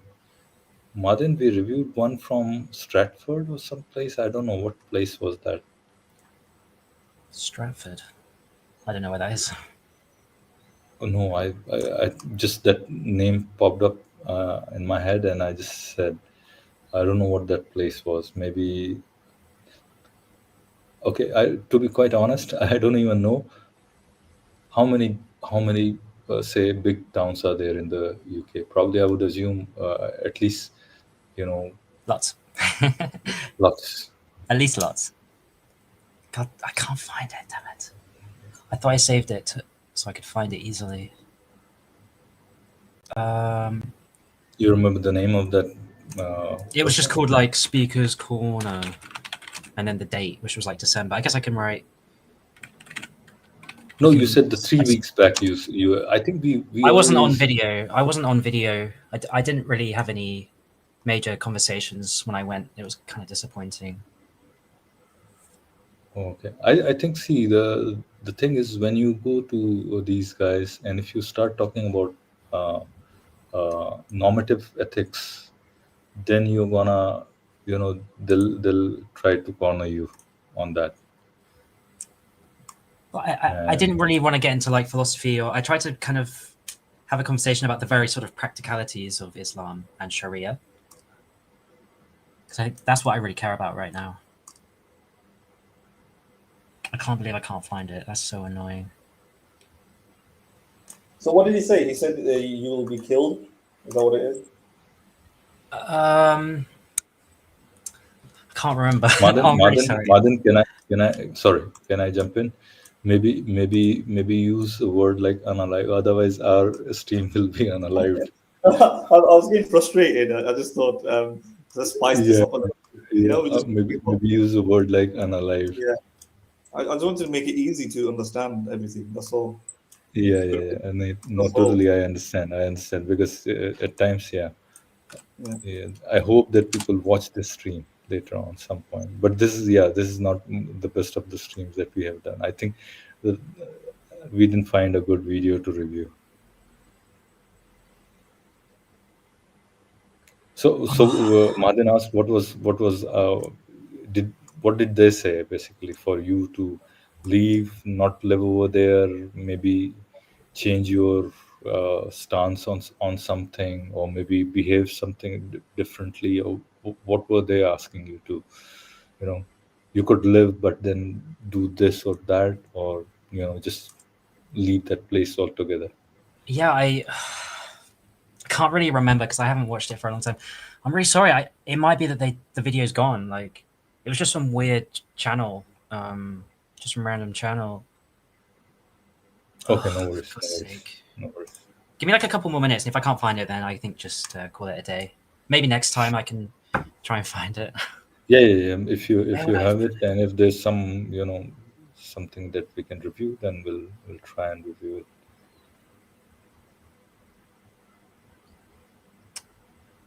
I think whilst you're looking for it, I don't think Islam's ever been a all-encompassing welcome faith in that sense that you're talking about, people, ever.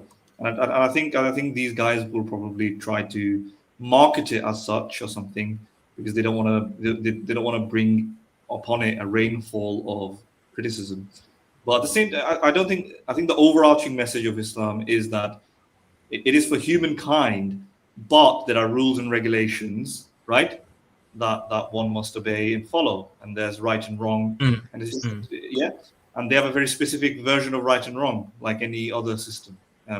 But maybe, well, not like any other system. I mean, some other systems are far more tolerant and liberal, and they're accepting of differences amongst people, whereas Islam isn't like that. There's a overarching order that everybody has to follow, right? It's not a liberal faith. It does regulate what happens in your bedroom. It does regulate what happens in your private mind, even in your heart. Yeah, it does regulate your speech and expression. So they just need to be open and honest about that, and say when we say it's about humankind, we say it's the right way to live for humankind, but the right way to live is a conservative one, and the right way to live will eliminate people who are of different types of different who deviate away from Islam. Control, limit, eliminate if need be. Yeah, so I would imagine a real Muslim who's not being politically incorrect, who's not being politically correct to market things to a non-Muslim audience. A real Muslim who doesn't water things down or give lip service. What they would say is simply as this: Islam views XYZ people as criminals, just like the Western world views. And it's etched in stone, pretty much. You just can't. I mean, if you truly believe in it, then you have to follow it, pretty much, right? That's how it is, right? Like just like the Western world views certain things as not tolerable, if you want to call it intolerable crimes, let's say, like for example, if I go around abusing young children or something, well, not myself, of course, but if anybody is, they would be committing a crime, and that's just not something that we will allow, whether it's private or public, right? It's not your liberal. It's not part of your liberal right to abuse another child, for example, and that's just a criminal act. And in Islam, they view certain things as just like that we in the Western world would think it's your right to do in your private life. The state has no right to get involved because it's a liberal stance. It's a liberal government. Islam doesn't view it like that. They view you as a criminal. That would be the honest view. If I was a Muslim, I would. First of all, if I was a Muslim and I didn't want to water it down, I was more like Daniel Haqiqatjou. And Haqiqatjou has said it like this before. I don't know if you know Haqiqatjou. He would say it straightforwardly, just like that. Look, you're a criminal, right? If you're this and that, and you're a criminal. If you, for example, if you're gay, you're a criminal. If you're trans person, you're a criminal. If you are a person who advocates against Islam and blasphemes and mocks God, you're being a criminal. No, even not blasphemes. Even I found it. Sorry to interrupt, but I found it, and I posted the link in the private chat on StreamYard. Yeah. So the point I wanted to add to Madan was that blasphemy is not needed. I mean, even if you leave Islam, you are given a choice whether to, when I bring up that apostasy, they always say like, well, apostasy is basically like treason, right? they try and compare it with treason, which I also don't think should be a crime, but that's a whole other conversation. No, I think treason has. I mean, you can have very different, very take on treason. I mean, it's not treason to say that a certain state, as long as you're not endangering life of your state's citizens, I think that shouldn't be considered as a treason, right? I mean, see, again, this is a very complicated topic. I'm pretty sure Madan, being a lawyer, knows much better than I do. So, but then my take is that it's a complicated topic. When you are transferring data about your defense systems or your all those things, or your offensive capabilities and all those things, I think if it puts in danger, if it puts your country in danger, then it's a treason, right? And then I still don't think that the punishment should be a capital punishment for it. That's a very different story, by the way. But then I think by in Islam, if you just leave, I think you'll be asked to either come back to it, or you leave the state, or then third thing is you'll be executed. And that's the treason, right? But which is kind of not exactly treason, what we consider to be treason, right? So this is it's a marked difference between those two definitions of treason, right? Okay, I'm gonna share your conversation. I think this is the one from December, right?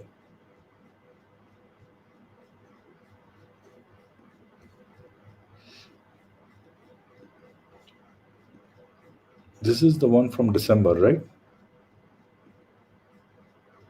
We can't hear you again. Sorry, yeah, I was muted. This is from February, actually. Yeah, I think maybe we did go through it or not. So this is the point where your meat of the conversation starts? Oh no, that was just, I don't know why it's time stamped to there. Okay. It's probably because when I last watched it. You don't have objective morality. You have subjective. No, not from my perspective. I don't believe in your book, so it doesn't apply. But you do, so I understand that you would call it objective. Objective, yeah. Because it comes from an objective source. That's what we say. But from your point of view as an atheist, every society has its own objective. That's what we call it subjective morality. Their morality is different than your morality. Like, for example, Hitler, their morality was killing Jews, killing disabled people, gays, and all that stuff. Yeah. So it was common there and it's accepted as morality. But in English society, it's not moral to do that. I think this guy doesn't know anything. Why are we listening to him? He knows nothing at all. I mean, so far, I think we have listened to probably not even a 1 minute segment or so. I think he hasn't said anything substantive or anything of real value so far. I mean, you can't have objective morality. Why can't you have, as in whatever you can have objective morality for sure, right? You can. I was going to bring up the Euthyphro dilemma, but it just kind of never went. Yeah, you don't even have to come to Euthyphro dilemma. You can just say that why can't you tell me that there are like 15 or 20 different theories out there for objective morality without basing it on God. What do you do with those? How do you dismiss those theories, basically, right? Because if you do that, then your theory about God as a basis of your morality as an objective moral theory is also a theory. So, somebody could just dismiss that as well. Well, I think when you have like a religion like Islam, you can just disregard everything because you have the answer, and like it doesn't even matter, does it? When you've got God and you've got God's objective morality, like who cares what? No, that's a feel good feeling. Maybe they haven't thought through it.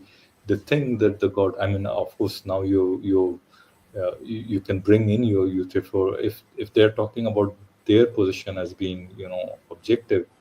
As soon as they say, then you have every right to bring Euthyphro's dilemma, basically. and you can tell them what they think is objective is not really objective, and their standard for objective is pretty distorted. They'll say, no, it's, not every mind, God is a different mind. So then he can have what he commands has to be a divine command rather than a subjective morality, right? And then at least that's one of the things. And then if you dig deeper, basically, no matter how deep you go, they always fall in one of the horns of the Euthyphro's dilemma. Either God's commands are arbitrary, or there is another standard that you have to that even The God is like bound to adheres to, basically, right? So I don't think they have an escape. I think for 2,500 years or however since Euthyphro, I think this dilemma has been not 2,500 years. When was Plato alive? Probably 200 BC, 300 BC, something like that. I don't know actually. Yeah, probably. Yeah. So since then, this dilemma has not been refuted. I think there have been changes that recent philosophers have made, and probably even past, but they seem to be failing still. All right, Madin, you want to listen to it more? Let's move on. So morality is subjective. It's not subjective. Oh, you want to add something to it? I think I already realized this is going to be really boring. No, play the video. This guy is not going to bring any value to the discussion. All right, let's hear the video. So, sorry, what did you say? Let's run the video? Okay. Yeah, let's run the video. It is subjective, but as a Muslim and from God, we say this is the objective rules and regulations and morals and ethics that come from God. Okay, so we're going to have to rewind again. No problem. Go back. So I explained that I'm a non-believer, I'm LGBT, and I do blaspheme, I speak poorly of Allah and Muhammad. I know you're not happy about that. Would Sharia apply to me if I were to blaspheme, or if I was found out to be LGBT or something? Well, here you're fine. And I'm talking about in a perfect Sharia country. Would Sharia apply to me? You say it wouldn't apply to me. Well, that's one thing. In some Muslim countries, if you blaspheme and you openly say words against Allah and you blaspheme, really blaspheme, there is a punishment for that. So some people like Pakistan, like Saudi Arabia, they will be punished. But those aren't true Sharia, are they? Yeah, they're not true Sharia. No, so I'm talking about a hypothetical, perfect Sharia system. There is an example in history back in Andalusia, in Spain. Have you read about it? Where there was the martyrs of the bishops, they call it. What happened is Spain was ruled by the Muslims for 800 years, and at that time the Christians were living fine. They were paying their jizya and they were living fine with the rules and regulations. And suddenly they start blaspheming against Muhammad, and the bishops start blaspheming. And there's a rules because Islam was ruling there, and they say, okay, if you blaspheme, this is the regulation. This is the punishment. Don't blaspheme. They blaspheme and they were put to death. And then one after the other one, it was called a series, or there's a long list of bishops who died at that time, because they just defied the rules of the land. And that's what happened to them. So what I would say, we don't need to go to that. We don't need to go to the extent of I want to blaspheme. What's my punishment? A common sense person shouldn't say that. You should have respect. I respect you, but I don't necessarily respect your prophets and your Why is that? Well, because I have the freedom to have my own thoughts. Yeah, and feelings about these things. Yeah, but I feel I'm not physically attacking you. Yeah, but you're attacking God and you're attacking Muhammad. Well, God is all powerful. God won't get hurt. Yeah, yes. But what I'm trying to understand, what's your point of doing that? What's it trying Does to? it matter? What are you trying to achieve? So the reason I asked that is because you said Sharia doesn't apply, and then you gave an example where Sharia did apply. Yeah, of course, yeah, because Sharia does apply. No, because you brought up a new point that I didn't understand. That I didn't know. Well, Your point, which means, well, for example, the laws of marriage doesn't apply to you in Islam, because you're atheist. The laws of inheritance doesn't apply to you. But like crimes would all apply to me. So blasphemy, saying all things about Muhammad, homosexuality, not apostasy, because I'm not a non-believer. But, are you trying to live in a Muslim country? Because you want to know all of these things? Well, no, but I stated at the beginning that I understand that you think Sharia is the best for everyone, and I'm giving myself an example where in Sharia.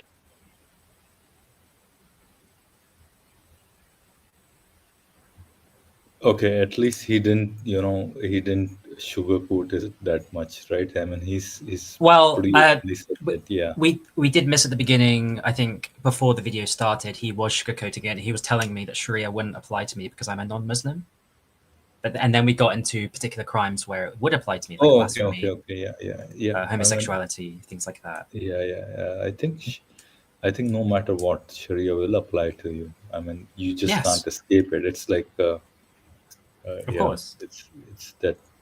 It's labyrinth where you are in and you just can't get out, basically. Yeah. So you can't practice. I mean, unless until you live by the rules, then you won't be. But otherwise, it will be applied to you. So yeah.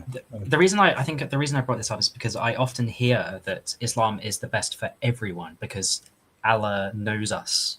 He knows what's best for us. That's like the talking point I constantly hear. No, it's the best for you if you follow what it says. If you agree and like everything. Yeah, if you agree with everything else, well, that's what I wanted to get to. Follow, if you don't, believe in supernatural deity and the messenger, and particular messenger especially, then you're still fine. But as long as you don't curse them or you don't use bad words or blaspheme, and then you don't believe, you don't do any of those things that are strictly prohibited in the book, then you are fine.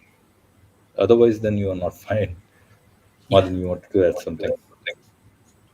Yeah, I think when Muslims say that it's best for everybody, I think they're meaning it in a slightly different sense. They don't mean that it's best for everybody is synonymous with we tolerate differences and we allow multiculturalism and multi-diversity of faiths and beliefs, and you can do what you wish and do what you want. That's not what they're actually saying. When they say that it is best for humankind, they mean that that it's the best way to live, whether you are aware of it or not, right? So what it means is, it's, if I can portray through an analogy, it's like what Islam would view deviants from the faith as people who are unaware of the fact that they're hurting and harming themselves, right? So non-Muslims who are engaging in anti-religious, well, not anti-religious, but anti-Islamic behaviors that contradict Islamic principles and morals and so on. So let's just give one example of alcohol, right? Islam isn't saying it embraces alcoholism, right? When it says it's best for mankind. What Islam, if I can talk about Islam as a whole, what it's saying is that it's best for alcoholics as well, because it condemns alcohol, because alcohol is harmful, right? And the alcoholics and people who are consuming alcohol are unaware of the fact that they're harming themselves, right? And if they just became educated and become enlightened, and they would realize that indeed alcohol is bad for you, and if they put faith in God, they'll realize that following those edicts are better for you. That's what it means by saying it's best for mankind, right? So it's not too different from a doctor saying to a patient, "I know what's best for you," and the patient doesn't know, right? The patient is unaware of the fact why they need treatment, right? They may think, "Hey, you're going to do this surgical treatment on me, and how is this good for me?" Well, the doctor knows. They have got the medication, they've got the qualifications, they've got the expertise. And so when Muslims say, Islam is for all mankind, is for the success of mankind, that's what they mean. They mean that everybody else is ignorant to realizing the goodness of Islam, and they've got the solution. That's what it is. Yeah, with you on that. Totally. All right, let's move ahead. Are there meaty bits ahead? Sorry? April? Are there meaty bits ahead? Is there some real solid argument from him, or this is how the conversation is going on? I honestly can't remember. I haven't looked at this. Okay. Let's run it for a little bit more. Yeah, no worries. We'll run it for a little bit more. As I said to you at the beginning, Sharia applies to Muslim people. If you're non-Muslim, it doesn't apply to you. But if you're attacking Islam, that's a different thing. So it's crimes. The crimes apply to everyone. Of course, crime. Marriage doesn't. Okay, okay. In Islamic country, in a true Muslim country with Sharia, if you kill someone, what happens? Yeah, so there are some parts, the crimes, Yeah. apply to crime laws. If you apply to steal, everyone. if you steal, something happens. Yeah, but that's why I'm asking, because I don't Yeah, know this. yeah. Yeah, Yeah, so something Sharia happens. doesn't apply, so it only applies when it's crimes. When you commit crimes. Yeah, I think he's probably, I'm not quite sure what he means. I think if you are in a Muslim country, the Sharia will apply to you, and if you steal, then if you are in let's say if you are in Saudi Arabia, your hands will be chopped off, pretty much, right? That's the rule of the Sharia, right? And whether it's implemented by the governments because of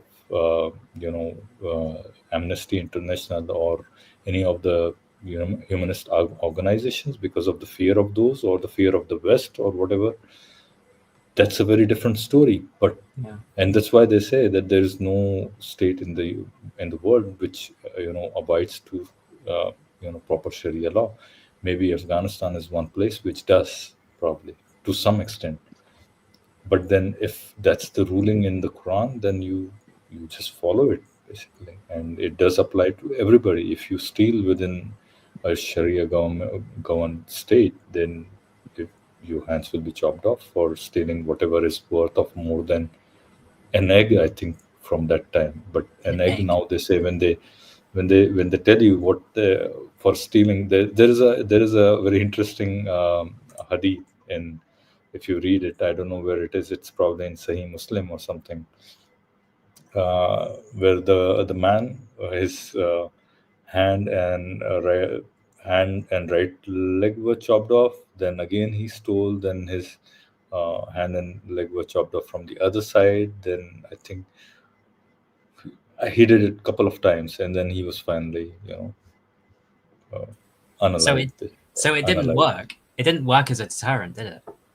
In that instance. Yeah, that's I had this conversation with somebody on somebody's channel, that if this is the best way to maybe if you're using it as a preventive measure, or this will instill fear, then it clearly didn't work back in the times of Prophet Muhammad himself.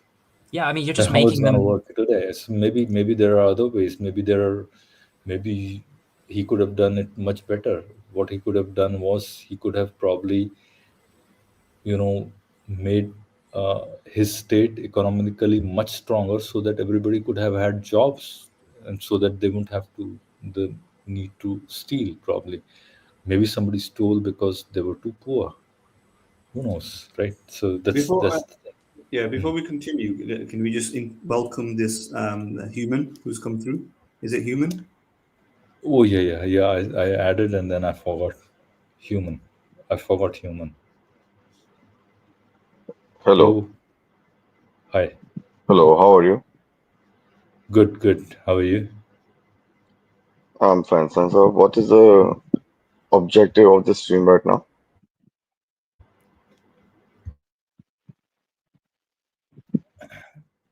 I think probably I'm not quite sure. What's your background, if you don't mind telling us? I'll tell you in a bit as to what the objective is. It's not an objective per se, but we do talk about Islam, and as such, generally about religions. We talk about religions, and we review those conversations where religious conversations are happening, and we critique it. Basically, that's what we do. Okay, but how come I've seen this stream from past few minutes, but I haven't seen yet any proof or any hadith with the narration properly shown by you to justify your own point. No. Same as in the Sharia is concerned. There are different channels. We do talk about Islam, but we deal with it. So if you come to our Hindi Urdu stream, that's where we even show. If you go to our channel page, homepage, you'll find a lot of videos there, a lot of live streams, and you'll see Hindi Urdu written on top of them. So those are Hindi Urdu stream. That's where we talk a lot more in detail about the scriptures, and then we bring the verses from the Quran, verses or hadith, or even the Sira literature. Right, Okay. but those are in Hindi or those streams. These are English streams, and here we mostly touch upon the more philosophical aspects of the existence of God, or how logically contradictory some of the things within the particular religions are. Right. Okay. But here, I think we deviated a little bit, and we now are talking about this morality and this conversation that took place between April and this gentleman, whom I have probably not seen his channel. So, but do you have a question? What's your background, by the way? Are you? So I'm a non-Muslim, and I'm from India. And I just got your channel through suggestion on the YouTube.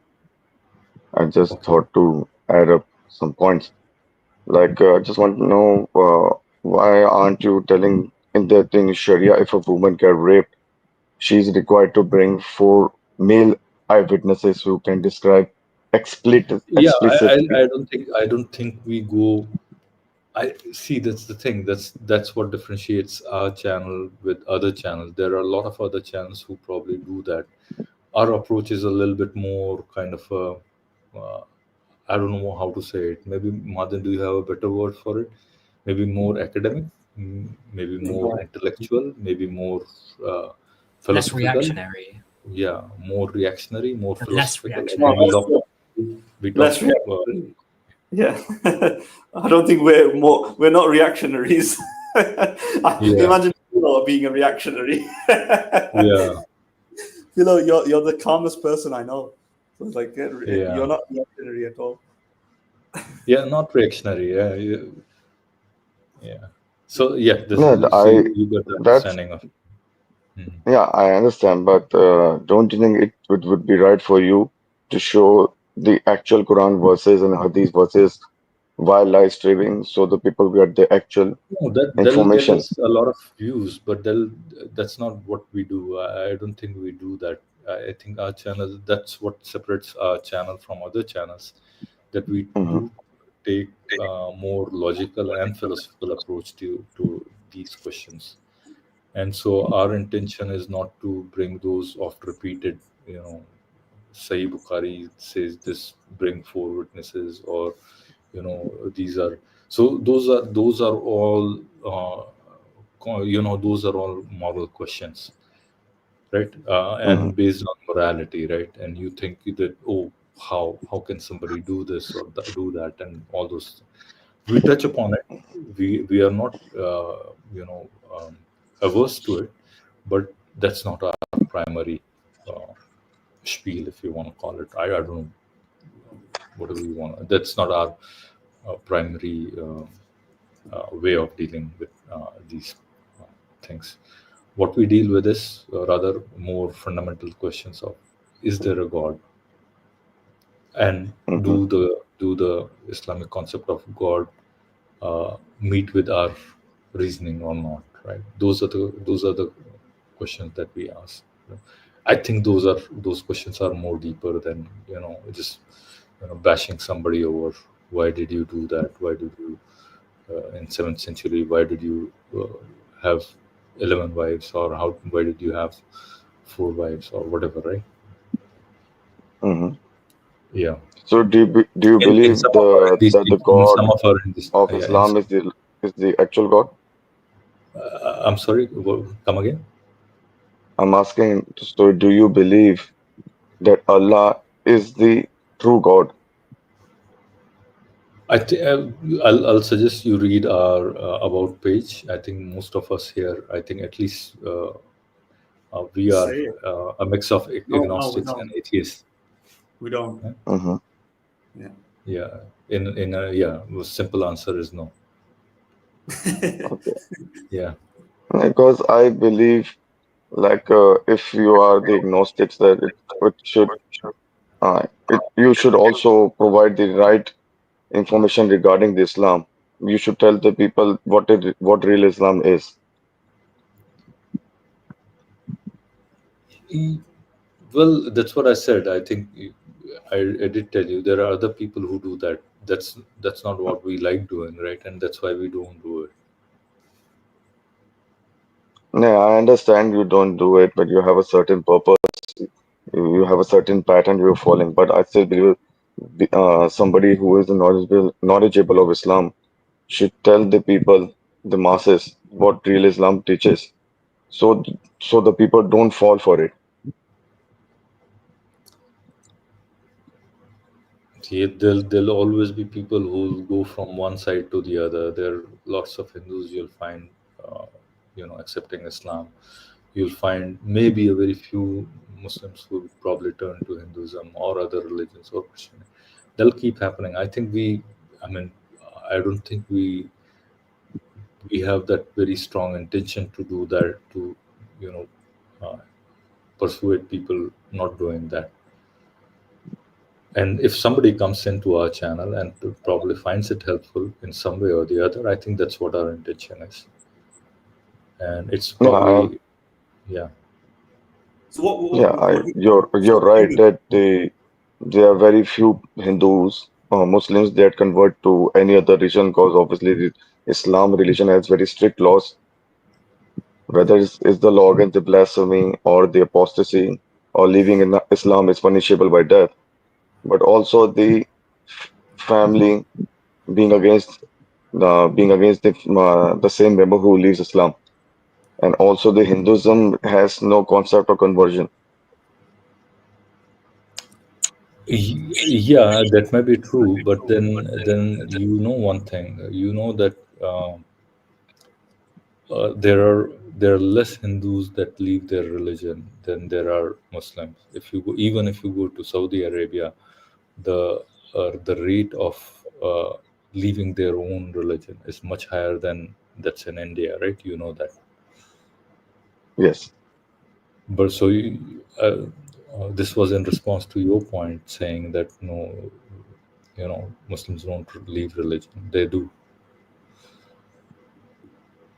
No, Muslims, they Human, do preach their religion. I agree with you. I'm just saying that, Human, yes, 1 minute. What do you actually want us to do then? Just trying to get to the point here. That's all. So what do you want us to Yeah. just yeah, what do you want to do? Like talk about verses and expose the controversial verses? Is that what you mean? no, I just want you people to, while having this live streams, show the verses from the Quran.com, Sunnah.com, the actual verses and hadiths, so the people understand the real Islam, not to get converted because of the sugarcoat Islam that is being provided, that they get provided by the Muftis and Maulanas, but the actual Islam. Because that's the major reason the people convert to Islam, because they don't read the actual hadiths and the verses. They just follow the sugar coated version over the YouTube. And that's the reason I believe that you should, when you're talking about Islam, you should also present it the way it is there in the Quran and the hadiths. Because in India, as I told you, I am from India. In India, although being a Hindu majority country, we are the victims of Islam. Whether we having uh, jihad So in the you are form of being land subjugated. capturing, You are being subjugated, right? in a way you can say that. Okay. It's just, in a way, what to say. It's heartbreaking to some extent to see that Yeah. You are not Muslims are allowed. there to preach, but You are the not allowed to. non-Muslims, You they are not don't allowed to talk back. practice. You're not allowed to practice your religion, right? No, I'm not talking about we are not allowed to practice a religion, but in the Muslim majority areas, Muslims, they don't allow Hindus to live. Temples, they get demolished. Girls get kidnapped. Love jihad is happening. Land jihad is happening. Okay. So you now know. Do you have a mirror at home? Yeah, I do have. Okay. Maybe you might want to go and just look at there and see their fundamentalists on both the sides of the mirror. Yeah, and I do know that. Yeah. But you won't see any radicalization from any other community in India apart from the Muslims. Madan, you want to continue the conversation? I'm done. So, sorry, what was your point? Your last point? I was just having a drink. What did you say, Human? The last sentence? Yeah, what was the last thing you just said? I was just having a drink. I didn't hear it. No, I was saying that I was just pointing out that in India, extremism is only limited to Islam. No other religious group is extreme in India apart from Muslims. Right.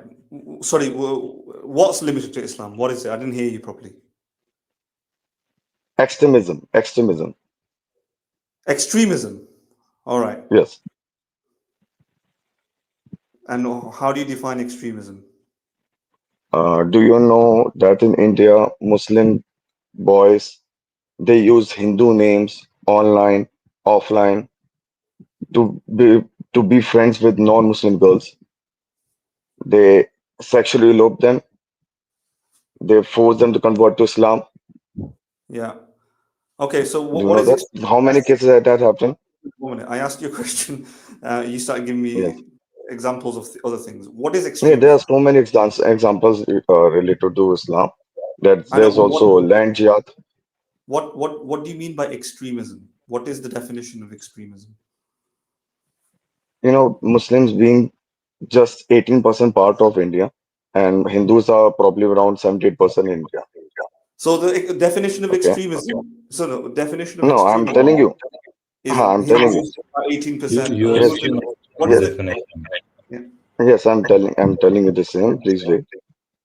Beside being this much population of India, you see stone peddling, demolitions of temples, killing in the name of Prophet Muhammad, killing in the name of blasphemy, is being done by the Muslims. It being the 18% population in India, and 70% of Hindus, Hindus being population around 78%, but you won't see much cases like that against the Muslims. You won't see any Hindu guy trying use Muslim name to be friend with the Muslim woman.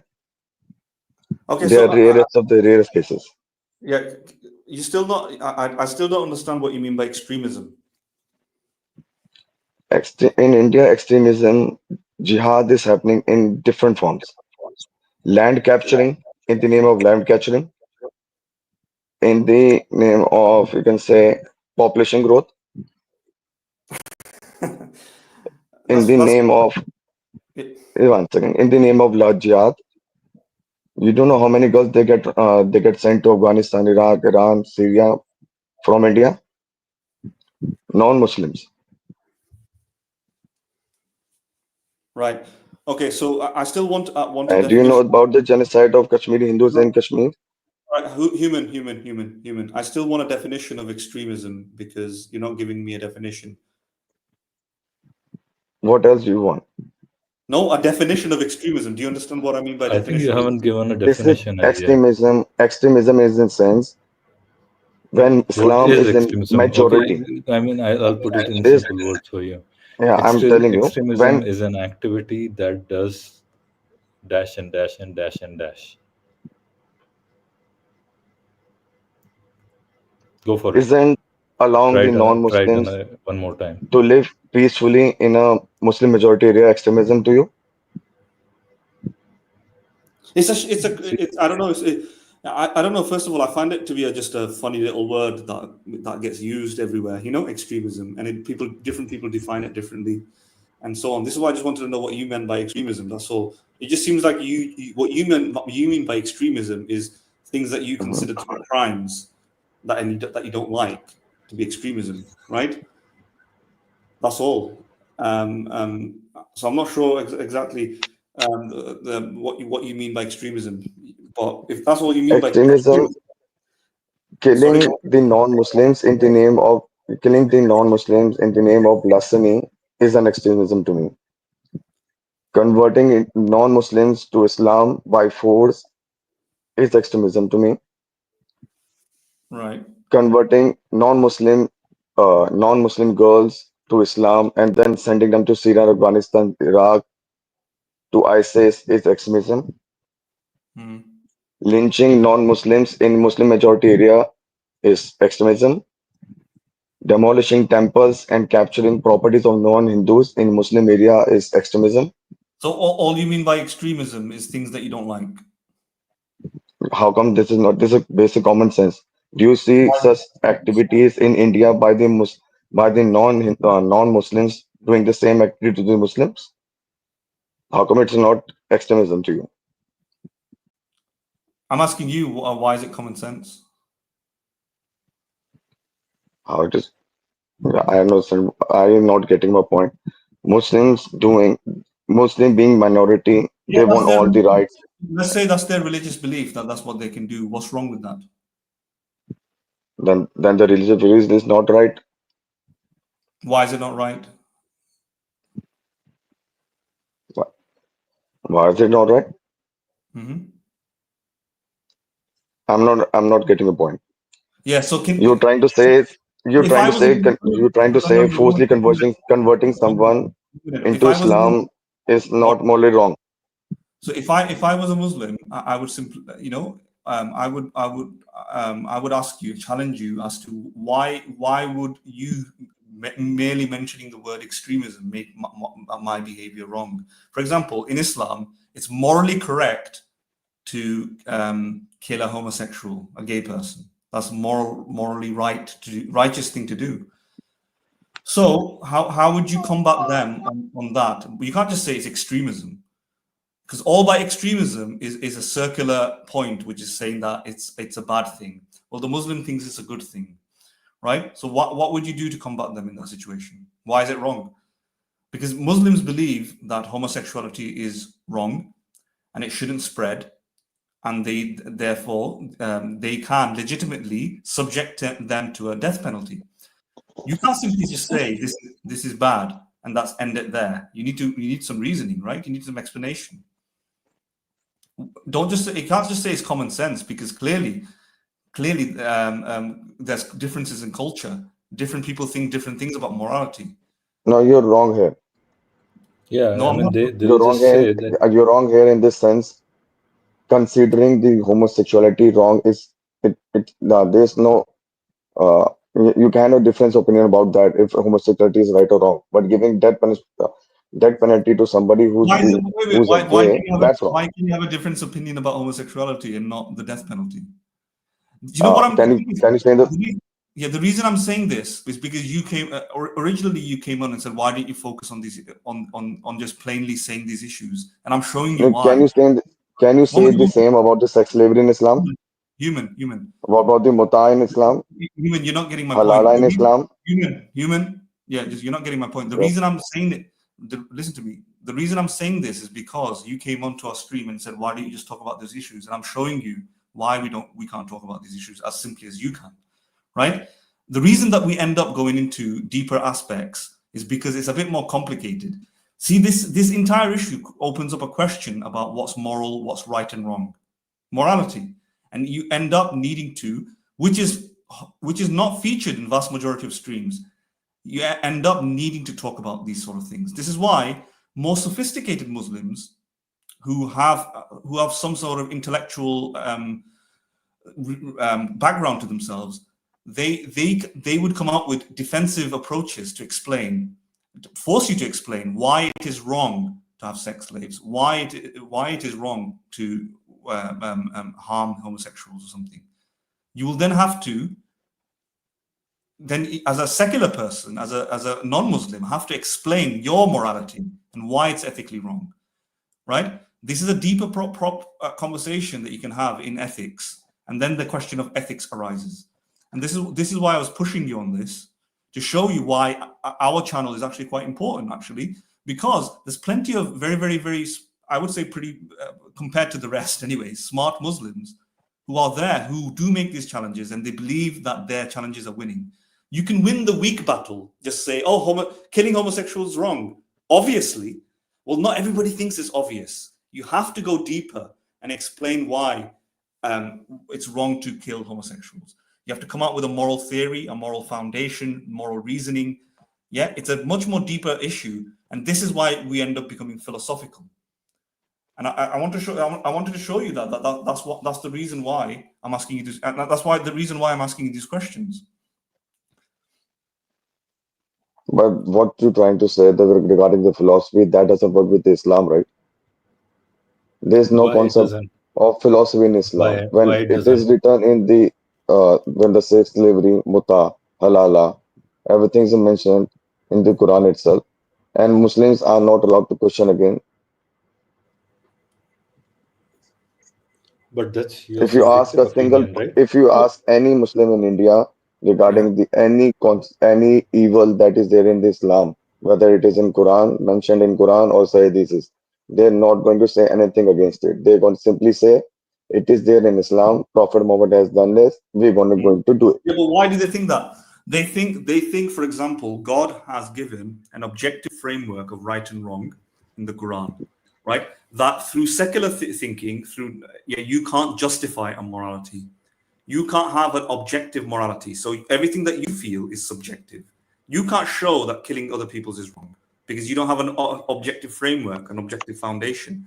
Your morality is changing, right? You change your morality every, it used to be the case that slavery was right 100 years ago. It no longer is. In the 1930s in America, it used to be the case that it was permissible to subject homosexuals to very bad forms of behavior. Yeah, it was illegal to be. It was a crime to be a homosexual. Then eventually lawmakers changed it, right? They changed this, but the whole point is that these are things that are that in the secular world is fluctuating. It's relative from culture to culture to society to society. Not every culture has their own morality.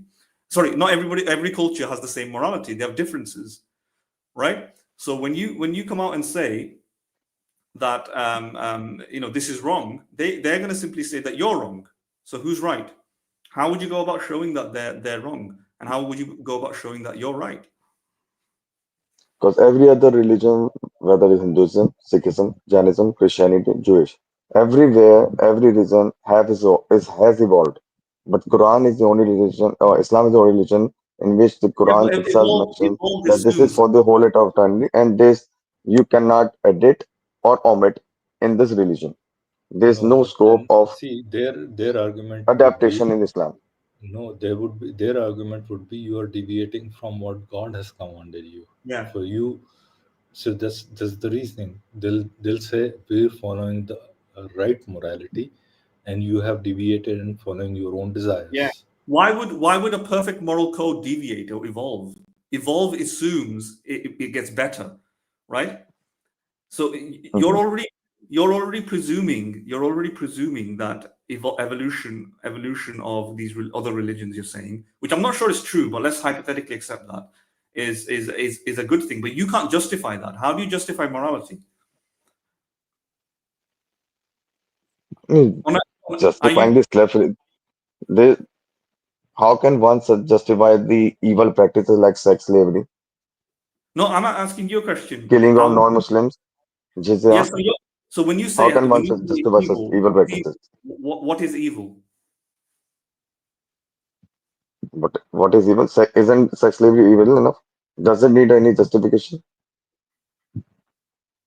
But how? So you see, you're not answering anything. On what grounds are you saying that it's evil? Yeah. Right? So you're not the question, right? Yeah.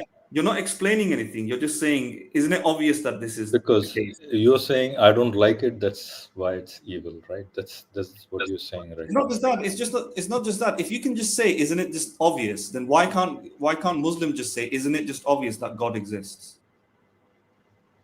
Because Quran doesn't allow them that way. Quran book itself is a life. Muslims are not allowed to go against it at any cost. In India, there's a famous saying, "Deen mein akal ka dakal nahi," which means in Islamic preaching, one is not allowed to use the brain. Just follow that. You still haven't answered the question that Martin asked, right? Why do you Yeah, think something is wrong, right? Yeah. If you said something is wrong, why do you think it is wrong? You feel that it's your strong feeling about that, right? But you haven't given a reason. You have shown your disgust about it or whatever, right? mhm. I understand, but everything requires time. Obviously, people in the West, they thought of the slavery not as a bad thing, but over a period of time, it changed. People So if realize that this which is wrong, so, which is what is why wrong, on what what is basis? right. Yeah, on what basis though? On just because you can change your opinion doesn't make it right. Why? What sort of like if a lawmaker now gets into your parliament in India hmm and changes the law and says it's morally okay now to re-engage in slavery, would that make it right? No, So why does change? So why would change affect that? There's change there that I've just given you an example. So clearly there's something deeper. You can't just say that it's because it's changed. Because if it's changed, if all you care about what's more popular now, then if Adolf Hitler conquered the world, then that would be popular. Nazism would be popular, and we'd just be following that.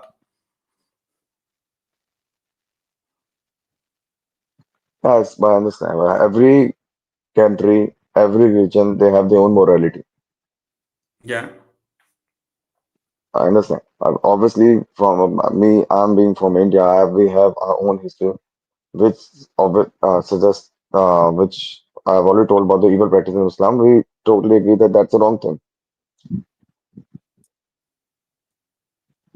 Yeah. So I don't want people to misunderstand me. I'm not advocating or defending all of the things that you're talking about. I was trying to introduce philosophy to you, simply because you were Mhm. saying why do you guys talk about these things instead of just talking about it on a plain face value? And I was trying to show you that these conversations are a little bit more deeper and deeper rooted, right? In fact, And that's because why we do yeah. that's why we do deeper philosophy here, not just the surface level. Oh yes, that's wrong, why don't you critique that? Oh, that's wrong in this religion, why don't you critique that? If I have to pick, I'll pick 100 things from Hinduism as well that people will be disgusted about. But that's not what we do over here, right? So No, there's you nothing wrong about criticizing Hinduism if there's anything wrong about it. I'm sorry, what did you say? I'm saying there's nothing wrong about criticizing the Hinduism if you have any wrongs in it. Yes, that's what Muslims think as well, that there's nothing wrong in Islam, right? What do you think are bad things? They don't think it the same way. No, I'm saying it is okay for you to criticize the Hinduism if you have the reliable source with you. Yeah, that's what they say as well. But the Quran.com, Sunnah.com are the reliable sources and they're open there with. Aren't the Vedas and the Upanishads reliable sources? Yes, they are. Okay, there you go. For any argument you give against them, I have an argument against you. I totally agree with you. But will you be able to provide me any source properly with the reference? Yeah, you go and read them. You haven't read any of them, is yet? No, my point is to philosophy to some point is okay. But the philosophy itself is not going to cut out the evil. People need to understand what is the evil, the basic evil. Slavery, raping somebody, doing Yeah, genocide that's against that's somebody, the that's the question that was that is asked to not you because by somebody is not of your own community. It's wrong. That that's doesn't call the that's high level philosophy. that's the question that was asked by Mahadin to you about 20 minutes back or so, or 15 minutes back. What is evil? Mhm. Something harming somebody against their will,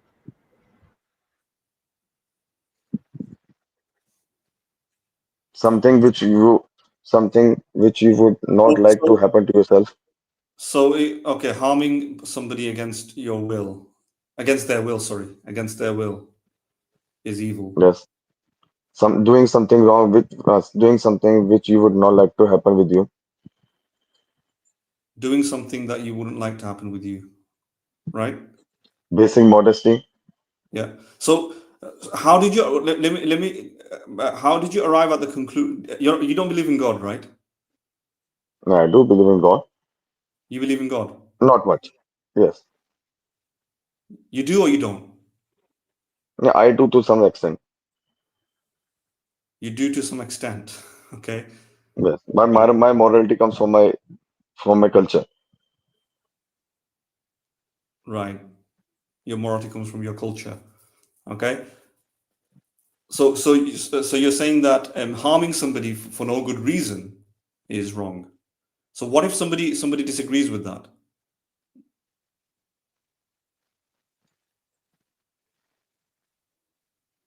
Yeah, what if somebody says that? So they're wrong? Why? Why they're wrong? Why aren't they wrong? Yeah. Isn't that think subjective? human. Isn't that I think subjective to you? we Madan, I think we should close. This conversation has gone in circles now. This is the second circle we are going. So, human, our intention here was not to dissuade you into thinking anything else, but all we wanted you to is think through these problems deeply. Once you get off this stream, think about all these things. What you are saying is why they are right or wrong, right? I think you just have a feeling, you just have what you call a hunch or whatever you say, and you, on the basis of that, you are calling others bad. Just think through it as to why you are calling them bad, and that's when you realize that, oh, there has to be a deeper answer to these things.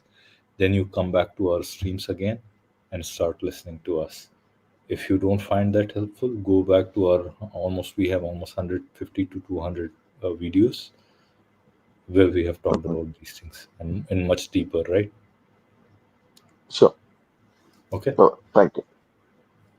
I think we have one more person who's you added, right? Sorry.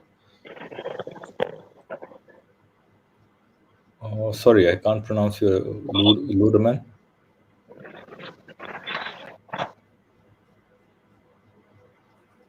Hi. Hello. Can you hear us? Okay. So Ludeman just dropped out. I don't know. All right. Anything else? April, I think we are about to close the stream. Yeah, that's cool. I think that's a good place to end it. Yeah. Sorry about it. It's okay. been long day. So yeah, hope you drop by some other time, and then we can probably finish reviewing that video of yours or that conversation of yours. Yeah, well, I can look through it and then maybe like get the good bits. Yeah. Maybe if you have like a couple of timelines, maybe where we can look through it, that'll be awesome. That'll be sure awesome. Thing. Yeah. All right. Good. Thanks for dropping by. Yeah. Yeah. Cool. Hopefully, I'll see you soon. All right. See you later. Then. Bye-bye. All right. See you guys. All right. Bye-bye. All right, everybody. So this is we are about to end the stream, and as you know, when we leave, we ask you and request you to like and subscribe and share our channel as much as you can. Just like you heard Human talk to us, I think maybe we don't bring as juicy bits of the scriptures from any religion per se. The Christian scriptures or Islamic scriptures, and that's why probably we have a low visibility, low watchability, or however you wanna call it. But I do request you support us any which way. We have another channel called Unwilling Faith. You can see it in the banner underneath there, and you can support us through Patreon at patreon.com/Philo Sapience. You can also support us through Buy Me a Coffee at buymeacoffee.com/Philo Sapience, or via super chats and super stickers, or whatever you may have, the memberships and anything, right? But if you are not able to do it, the best thing is to start commenting underneath the videos or video clips or streams, and keep commenting on the chat as well. So with that, it's time to close the stream. Thank you very much to my co-host Madin. Madin, before closing, do you have anything or wish? No, I don't. All right, everybody. Thank you very much. See you next week. Bye.